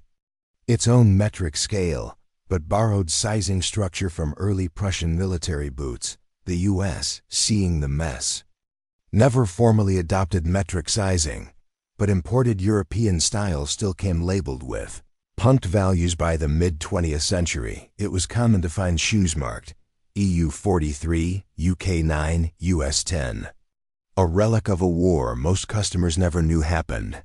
And, in a strange twist of irony, fashion brands began deliberately mislabeling sizes to flatter consumers, a phenomenon known as vanity sizing. So after a century of fighting for consistency, we collectively chose comfort over accuracy. Today, in a Berlin museum, sits a glass case with a Prussian officer's boot, size 37P, a cobbler's wooden measuring tool, with 11 systems scratched into white, a factory sizing chart from 1874 that includes 63 different units, and a handwritten note: no shoe fits every foot. No chart fits every life. We tried anyway. So now as you walk, comfortably or not, you wonder, was standardization ever about fit? Or was it about control, compromise, and the quiet hope that we might all someday walk in step? It's Constantinople, 1867. At a small government outpost near the Galata Bridge, a clerk sits beside a pair of brass scales. Before him, dozens of letters sealed in wax, tied with twine. He doesn't open them. He doesn't read a word. He simply weighs them. This is the story of the Ottoman postal system's obsession with paper weight, a system so focused on grams, stamps, and thresholds that entire lives were shaped not by what was written, but by how much the page weighed. By the mid-19th century, the Ottoman Empire was in the midst of modernization. Trains had arrived. Telegraph lines buzzed. Trade had expanded. But the postal system was woefully outdated, slow, inconsistent, and rife with bribery. So in 1863, under the reforms of Sultan Abdulaziz, a new initiative launched: standardize all internal communication. Let delivery be determined not by rank, but by weight. The result: an ambitious network of post offices, weighing stations, and paper regulations, inspired in part by European models, but uniquely Ottoman in their execution. The new postal rules were clear and strict. Letters under 10 grams received the cheapest rate and fastest. Delivery between 10 to 25 grams cost double. Anything over 25 grams was delayed, taxed, and often inspected. Multiple folded pages, thicker inks, or ornate seals added weight. This led to unusual postal practices. Writers trimmed page edges to shave off grams. Ink was diluted to reduce absorbency. Some adopted tiny handwriting to fit entire messages onto a single half sheet. Phrase "keep it light" began to mean both weight and content. Because the system relied on weight, not surveillance, officials rarely opened personal letters unless flagged. This led to strange outcomes.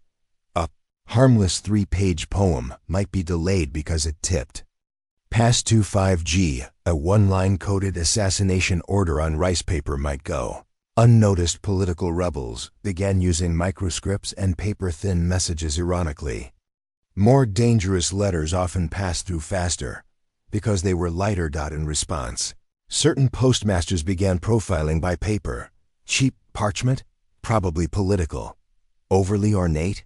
Probably harmless love letter. Crisp Western stationery? Foreign business. Yes, the paper was judged, not the prose.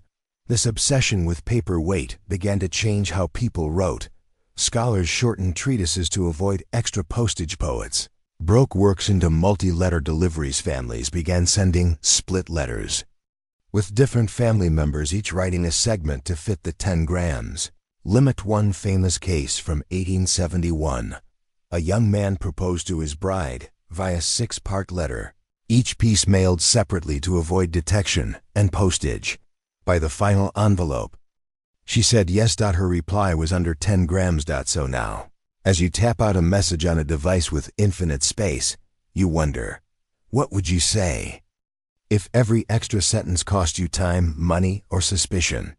And what did people leave unsaid simply because the page had grown too heavy?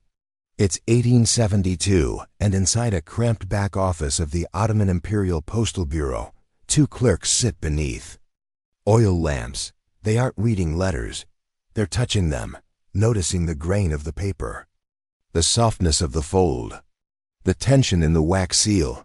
They're trained to sense risk by texture, not by content. This section reveals how the Ottoman postal system gave rise to a silent culture of paper profiling, how letter design became code, and how a system that never meant to spy still found ways to silence voices, gram by gram, while censorship was officially limited. By the 1870s, the empire had developed a quiet branch of postal clerks turned analysts, unofficially nicknamed Pocket Killer. The paper men. These specialists weren't trained in language. They were trained in field. Their tasks: identify forged stamps, detect letters with foreign seals or contraband ink, flag correspondence using rice paper, silk parchment, or overfolded corners. One internal memo, preserved in archives, reads, "Ink may lie. Paper does not." Letters flagged by Pocket Killer were sent to postal intelligence rooms, small departments authorized to open and inspect select correspondence. But here's the twist. Many letters were still never opened. Instead, they were delayed, indefinitely returned, for improper weight, or quietly archived, never delivered, a policy known as delivery denial by metric grounds. To avoid suspicion, senders began innovating folded origami-style wrappers to protect thin inner notes, woply, parchment tricks, letters disguised as invoice paper, wax seals offset to redirect finger pressure during inspection. This gave rise to a new black market, envelope smugglers. Certain merchants sold neutral paper envelopes made to resemble tax notices, thin linings coated in rice starch to stiffen without weight, camouflaged wax stamps embossed to mimic official script, and in some port cities, entire stations of forgery emerged, not to fake identities, but to fake paper behavior. Despite all this precision, the system began to fracture under its own weight.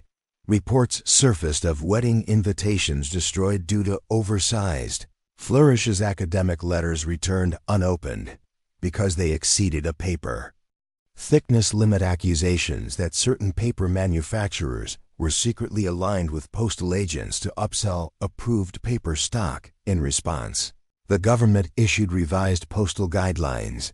Acceptable correspondence shall not exceed 2 layers, 1 seal, 25 grams, nor include any linen texture unless certified. Clerks were overwhelmed. Many simply stopped measuring, resorting to glance-based judgments, relying on senders' reputations, or prioritizing pre-approved family names. Fairness collapsed. Trust in the mail eroded. In 1874, a well-known Istanbul clerk named Mehmet Hilmi was quietly transferred from the post office to a government advisory board. Why? Because he could, by touch alone, identify the sender's district, guess the letter's content category, marriage, debt, politics, predict whether it would be challenged or returned. He never read a word, but he understood the empire's mood.